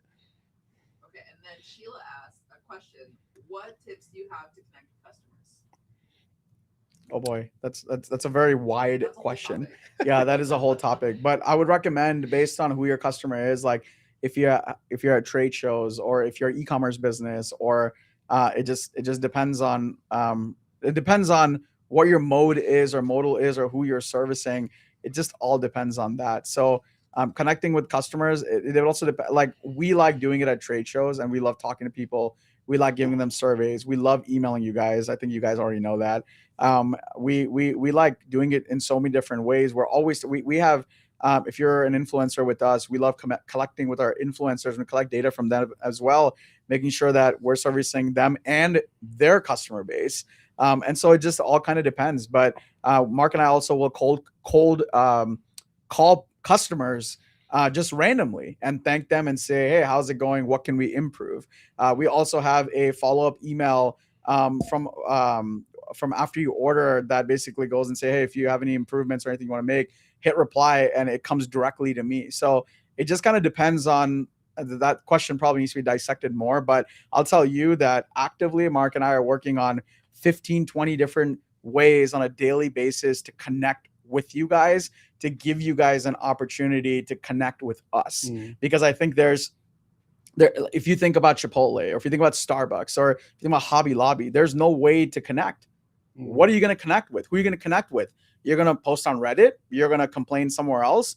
But I think a lot of people find it annoying that we reach out so much. But the reason we reach out is to start a conversation. The reason we do the lives is to have you guys ask questions, to feel connected to us. And that's the way we do it. As far as you goes, there's so many different ways to do that. It just all depends on what you do, how you sell, where you are, do you have a website? Do you have social media? Do you do phone calls? Do you text? Yeah. Mark and I even send automated videos. I mean, we try to get you to comment, even if it's like, stop, this is annoying. We're like, okay, we reached you. Well, I think that you could talk to us. Yeah. I think it's also about removing roadblocks. Like, if you have a website, put your email on there, put your phone number on there. And on our email signatures, we have our direct cell phone numbers on our email signature. Yeah. You can connect with us. We've removed every roadblock for you to get in touch with us. Put your phone number or email on your social media, on your bio page. Don't give any customer a reason to not be able to get in touch with you, right? And so we've removed all those roadblocks, and surprisingly enough, nobody calls us, so I feel kind of lonely. Because we reach out to them 20 times a day. Like, stop the emails. All right, cool. We good to move on? Yes. All right. So guys, we're almost to the end. Appreciate it. If you need the worksheet, DM us at MakerFlow, the word branding on Instagram and Facebook, and we'll send that worksheet over to you. And then you can rewatch this podcast anytime you want at your speed. So we're kind of wrapping it up here. The page 6 and part 6 of the worksheet, John, is about brand auditing. So this is where, guys, we kind of take everything together. And this is where I need you guys to pull up your Instagram, pull up your Facebook, pull up your website, pull up your business cards, your business flyers, everything you have in regards to branding. And it's time to sit down and audit that and see everything you filled out. Does what you have align with where you want to go? And is it cohesive? So this is the auditing part. And does it feel consistent across all those platforms that I just spoke about? Yeah. So I've been thinking about this page, like we've been creating this on because when I got to this page, I'm like, oh my God, this feels like I need to do this every year. Right. Yeah. But I think a hack on this is, we pivoted our brands when we had a moment with a customer, when we had a moment with, our team members, when we had a moment where we're like, whoa, that does not align with what I was like. That does not align with what I was thinking. There have been many times that even internally, our team members have complained to us that you say it's a family environment, but it's not. Mhm. And, that really sticks with me. I'm like, how is it not? What are we doing wrong here? What is wrong with that? And it's always such a tricky situation because, for various reasons, right? But these are the times that I go back to this brand audit, right? Is these situations when I'm like, wait, this is not what I was going for. Like there's something very wrong about what just was said. Like, what am I doing wrong here? Because that is not what MakerFlow is about. That is not why we're building this company. That is not why we're doing. So you don't have to the action plan says audit. It doesn't mean like every year you got to set an audit, but know that an audit is okay, right? Your brand not showing through as a business owner, as a brand owner, it's okay. You can make a mistake. You're a human after all, right? If you go to our Instagram page, John and Marc, I posted about something last night. Somebody berated us for making a mistake with a printer. It was a mistake. We dropped the ball on there. That's not our branding. But this is where I go back to auditing and go, okay, what part of our business do we need to audit? What are we not doing correctly? Amazon's always been a sticking point for us. It's so difficult to figure out. It's such an undertaking, right? Yeah. But no matter what, our branding has to come through on every platform, right? And it gets me back into now doing an audit doesn't mean you have to go from step 1 to step 6 and do everything all over again. It's just identifying what are we doing wrong? What can I fix? What's wrong in the cog? How can I improve my branding? How can I come through and just kind of simply start auditing and working your way to becoming the brand you want to be. Yeah. And we're on page 6, guys, everybody. And this is everything, even from a digital presence to also in-person events as well. And so your customer interactions, they extend beyond the e-commerce too. So don't forget about those in-person events and auditing. If you have a trade show set up, if you have an event set up, auditing your brand colors and all the stuff you put together for your signage, for your tablecloths on your events too, and make sure that all aligns and speaks to your customers. And then there's a spot on here in the worksheet, guys, just to write down what needs improvement. So just brain dump everything that came to your mind on here and just be like, oh my God, this spoke to me. This needs improvement, and start auditing all these different marketplaces across different channels to see what you need to work on. And for us, every touch point matters, from every email we send to the postcards you get in the mail, to the in-person events where we see you in person. Like, we were very intentional with how that is. We wear black pants with the glitter jackets. Like, you're guaranteed to see that, and we're there to have fun. So yeah, what else would you like to touch on? Let's talk about kind of the lesson learned we had in regards to auditing. And so at the bottom of the sheet, guys, you'll see that branding requires constant auditing. And so, John, you want to talk a little bit about kind of how early on that we weren't really, we kind of had a disconnect with our auditing? Yeah, in many different ways. It's kind of like what you had mentioned earlier. We started MakerFlow, and we had our brand, and we kind of started, we got into trade shows, but we were kind of half in, half out. Like, we didn't have the 6-8 boots that we do now. Yeah. We started with 2. We started with 4. We were finding our way. The glitter jackets was a mistake. It was not part of our branding. Yeah. It was just kind of like a joke and a mistake. And we're like, oh, it'd be kind of fun to wear those, and we decided to wear them, and now it became part of our brand, right? So this is why it's so important to step out of your lane, to do different things, to put pen on paper, to take your feet out into the sun, to start talking to people, different people. And you never know what may come of it. So the jackets were never planned, but they just happened. People really loved them. People thought they were quirky. They were fun. They came to the booth. And now it's part of our branding, to where when we don't wear it, it's problematic. Yeah, like, wait, like, they don't recognize us. Yeah. And the crazy part was, I think a part of the brand audit was that, we had the silver jackets that we did. We had also had colorful ones. We had black ones. We had these, we had that. But slowly, we're going to the silver ones because they're just easier to remember. And all these, not all these other people are wearing these colorful ones, but we're sticking to kind of the silver ones. Yeah. Right. and it just makes it very easily recognizable. If you go on our trade show page, you'll see Mark and I in silver jackets, right? The only person that isn't a Sam, and we got to work on her. That's but going to change. yeah, that's going to change. Absolutely. Yeah, but 100%. yeah, into silver. Our black and white logos, you'd mix those two together, make silver, right? That's Some sort of gray. if that's what There that's we what go. if you sure, you're right. but I think that's super important. But not only that, like we were talking about marketplaces, we're on a daily basis working on Amazon, on trying to fix Amazon, right? God, it's so hard, it's so difficult. Yeah. And the reason it's difficult is because getting that same branding on Amazon is such a pain. And we literally work on it every day. I think there's like 10 people working on our Amazon account. It's ridiculous.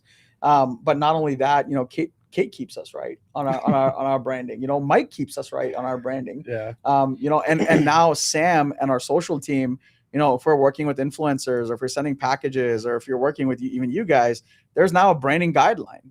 So everything has to align, because if it's not, then it doesn't feel like MakerFlow, and you guys will feel that. So if somebody gets on and they're talking about, hey, I got this like keychain and I got it for like $1, and it's like I could sell it for $3.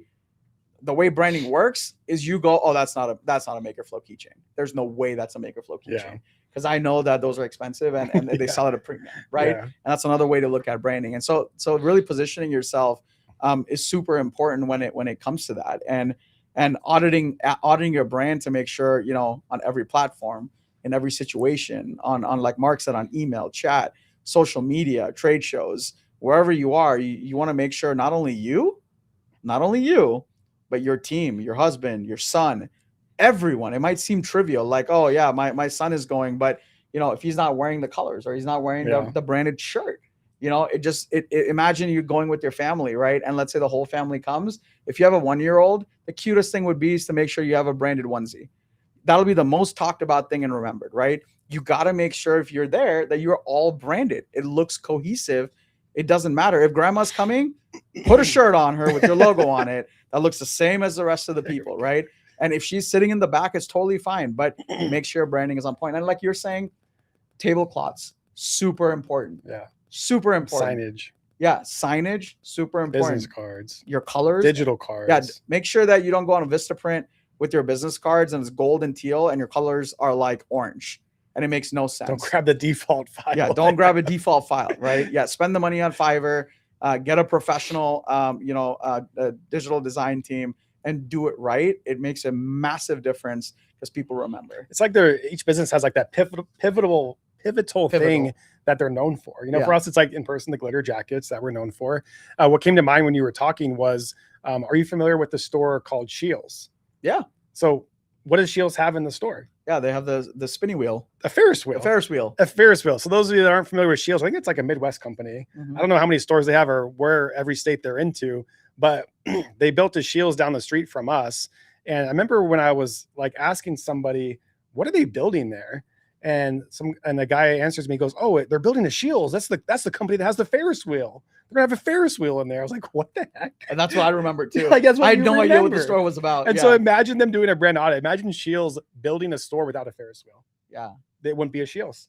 It would just be like a dollar store, or not a dollar store. It would be like I don't know what it would be. Yeah. And so Shields branding is all about experience, the experiential. Yeah. All that stuff in that store takes up so much space that they're not even selling, like all the statues and the cool displays they have of stuff. And if you've gone upstairs, they have taxidermy of bears and all kinds of cool and stuff. Tactical and it's just amazing. Like you go there and it's a whole experience. I just love going to the store just to walk around. Yeah. Then they have the cafe downstairs. You can get different snacks and stuff, and this is a whole experience. So I love just going to Shields just to check it out, and then you can ride the Ferris wheel. Absolutely. We've never ridden that, but that's okay. But it's there. but yeah, I feel like Shields is what Shields is to a mall is what Buc-ee's is to like gas stations. Exactly. And it's not even, I don't know what it is called. It's a gas station. It's a convenience store. I don't know. It's Buc-ee's. It's Buc-ee's. Yeah. It's like Kleenex. It's a tissue. Yeah. Like, so get that identifier, and then again, if you think you're misaligned, always know in your head that you can do a brand audit and you can tweak and you can change and you can do all these things, and you can always realign. Like, don't be scared to write something down. Don't be scared to action something, because you can change it. And just in the last 5 years, Mark and I have changed our branding, even our colors, our physical and digital assets, minimum 3 times or more. So Yeah. it's changed quite a bit in the last 5 years. Absolutely. So I think we're done with branding. The audit itself, Sam, before we move to the last page, is there anything else? Any good questions out there? We got a few. All right. All right. So first, speaking of engagement, I enjoyed meeting you at Next Level Laser last summer, Woo-woo. and I look forward to seeing you there this year.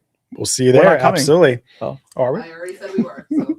And then Zila Jedi said titanium rolling pin. That's how they'd like you to innovate it. Oh, titanium. Wow. Can you laser engrave that? I don't know why. Why? I would love to know why. So and then, keeps the Sherry dough said, cool. Well, and a few people actually mentioned this, but stainless steel handles that unscrew, easy to sanitize, looks high end. And I feel like I told you that suggestion too. So yeah, that one's a bit. That's yeah. Okay, understood. I understand. They're bringing the heat. Heard. And then Sheila said, my struggle is that I have a diverse customer base that ranges from men to teenagers.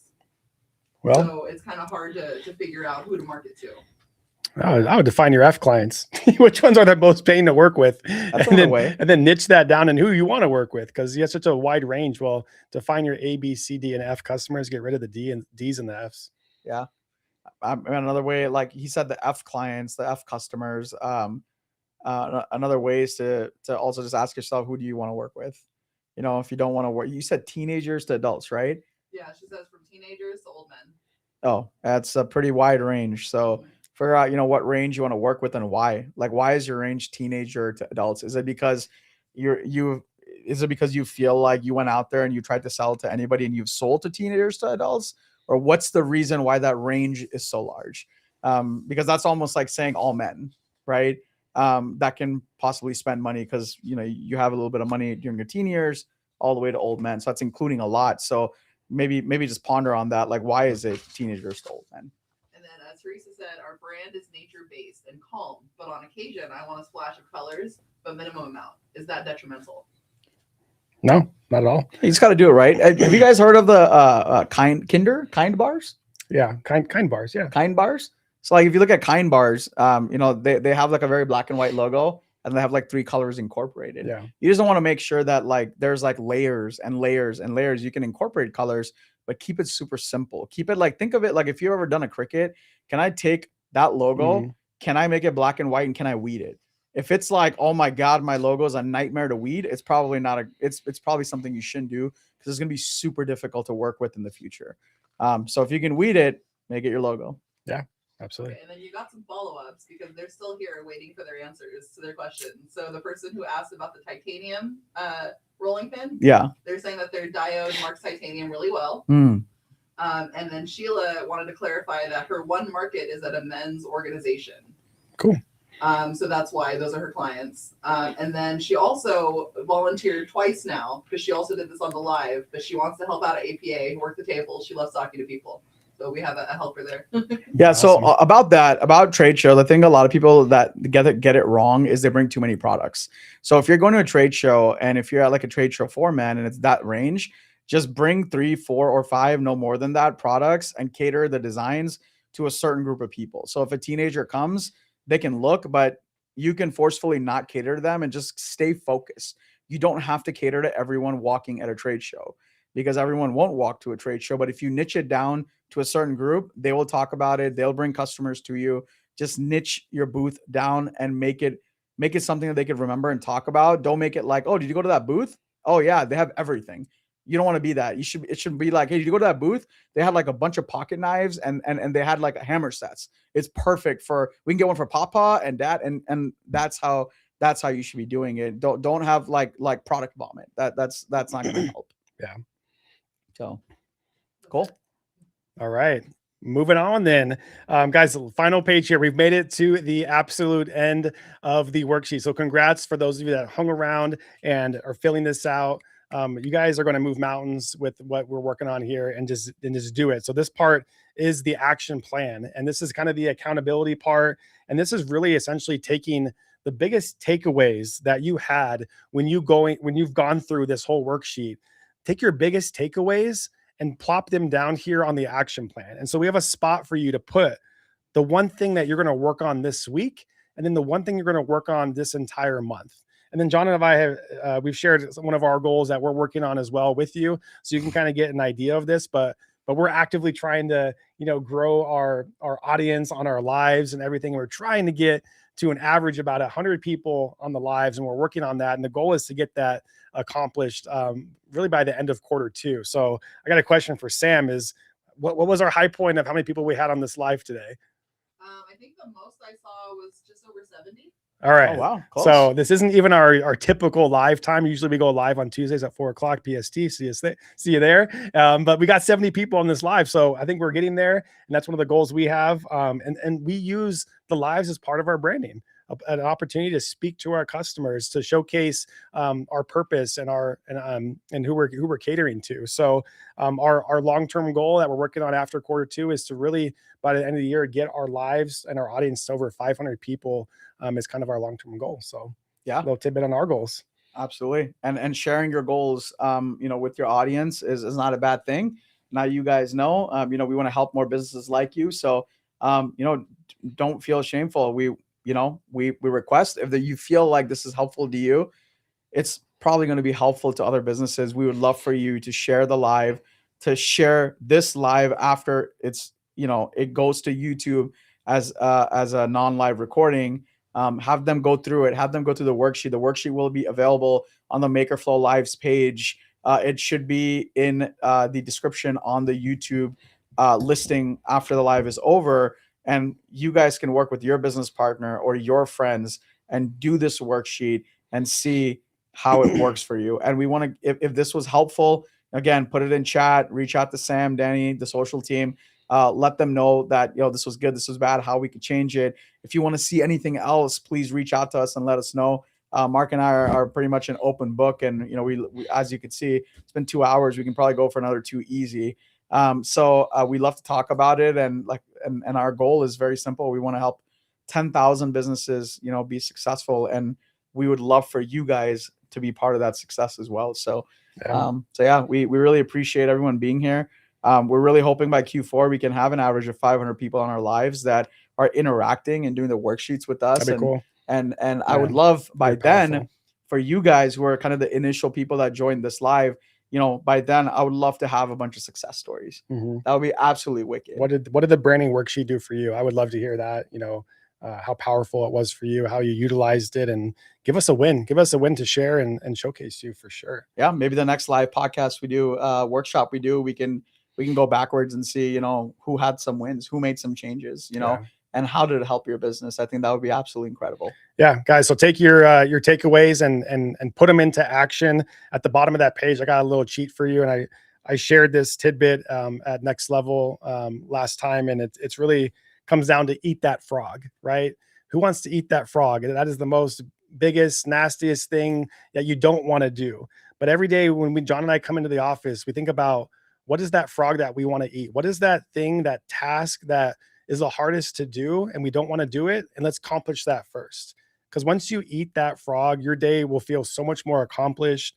The day will start rolling on to other tasks that you're going to accomplish, and it becomes so much easier. So this is actually a book that was written as well. It's called Eat That Frog. So you can go on Amazon and get that book, but really it just helps you with productivity, getting the toughest tasks done first. And that just snowballs into a positive effect throughout the rest of the day.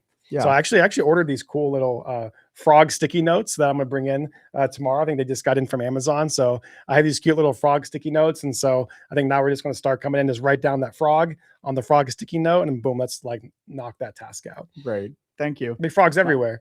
He's gonna light up my monitor screen with frogs. I know it. The frogs are for you, not me. Give you 10 frogs a day. Bro. Yeah, I knew it. You're fast at that. I freaking knew it. Did we go over smart? I love no, we didn't. Yeah. Okay. So as you guys can see under the MakerFlow example, it's very important to have SMART goals, right? So if you look at your sheet, we wrote it down. SMART means it's specific, measurable, achievable, relevant, and time-based. Okay. So if you look at the goals that we wrote, you'll notice that that's exactly what it is. Your goal cannot be, about not your business. You can't be like, I'm going to eat 2,000 calories a day. No, it has nothing to do with your business.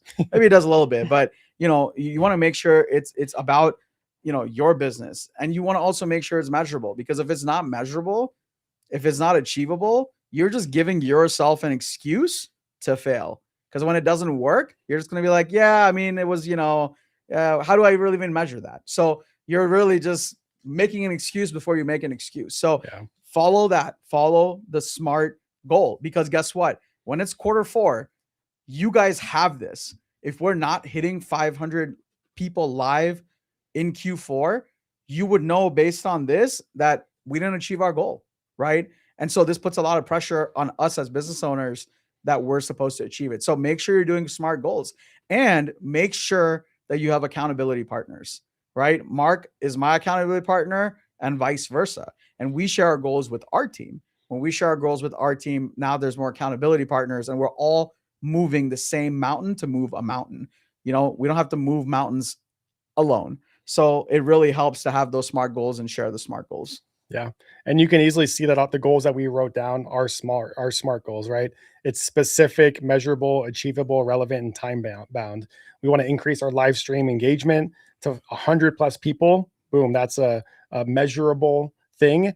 And we want to do it by Q2 2026. That's time bound, right? It's achievable and it's relevant. So make your goals SMART. It'll only help you in the long run. All right, guys. So coming to an end here. For those of you that have completely filled out the brand worksheet, we actually have one of our partners that we work with closely, and they work closely with the maker community, that we kind of have like a special offer for them, right, John? And it's a great partner that we recommend. So if you need help with your branding and you've completed this document, one of our partners has a special offer that I'd like John to talk about. Yeah. So we thought about doing a giveaway, but we decided not to, because we actually want you guys to put your foot out first. We want that buy-in before you reach out to these guys, right? So the offer, this is how it goes. If you reach out to SNA, they have a fillable form. So SNA, Sam, if you don't mind putting that up, she'll put the company name. If you reach out to them and you tell them that you came from MakerFlow, and if you fill this sheet out and present it to them, they'll give you $50 off the branding suite, and they will help you build your brand, your colors, your voice, everything we talked about step by step. It'll be handled by somebody that's been doing branding for a very, very long time. They work on MakerFlow branding. They work on MakerFlow branding on a daily basis. So they're a part of our team already, and they're willing to help you out. So $50 off, but you have to take the first step. And that's the most important part. We will never give something like this for free as an offer, because we want you guys to have that all in. If I give it for you guys for free, then you guys will just go there and it's just going to be free. And we know what that looks like. So we want you to come through by thinking about things. We want you to put pen or pencil to paper, and we want you to go in there with purpose, because when you do and they have an idea on what you want, they can help you amplify your brand in ways that you don't even know right now. So I think that's a great end to all of this. And I hope everyone found this format and this podcast and the workshop helpful. I hope you guys are able to find the sheet. Marc, I don't know if you want to go over how to get the sheet again and say hasta la vista. Yeah, hopefully it was valuable for you guys. Again, if you need the sheet, DM us on the MakerFlow Instagram, on the MakerFlow Facebook. Just DM us the word branding, that word only, just branding, and you can download and get the PDF for free. And guys, comment and message us. Let us know how you like this format of podcast, and hopefully we can do it again. If you have any suggestions on other workshop podcasts that you'd like to see, John and I are all ears, and we're all for it. Give John and us give John and me a follow on Instagram. It's just John and Marc on the Instagram, and catch us on one of our lives. We go live every Tuesday at 4 p.m. PST, and keep joining the fun and give us feedback, and let's have fun together, and let's cheers to your success, and let's kill it. Absolutely. I can't wait till the next one. And I'm really hoping to hear a bunch of feedback from everybody, because we're actively working to help you guys. So before we sign off, I would like to open it up to any questions that you have, Sam. Any last minute questions, and then we'll get everyone out of here. Yeah, everybody was really excited. You got a lot of positive feedback. People love the format. Everyone's saying thank you. Someone said I would love to be on your lives Tuesdays, but I have church that night. So for them, maybe just let them know about the replays and the other opportunities to watch those shorts. Yeah. If you're unable to catch one of our lives, you can go to the MakerFlow website, go to our lives page, and you can catch the information about it there. You can also DM us. There's typically a keyword to DM us to get a recap on that as well. So we do keep them recorded. You can go to our YouTube and watch them back as well. And then several people, we asked them, are you guys filling out your sheets now? They said no, that they were actively listening so that they can get these filled out this weekend. I love it. A lot of people, their goal is to fill this out. Let's do it this weekend. This is the weekend to improve your branding. Let's go. Awesome. Well, I really appreciate everyone staying around, and I hope you guys have a blessed week, short week, and we'll see you guys next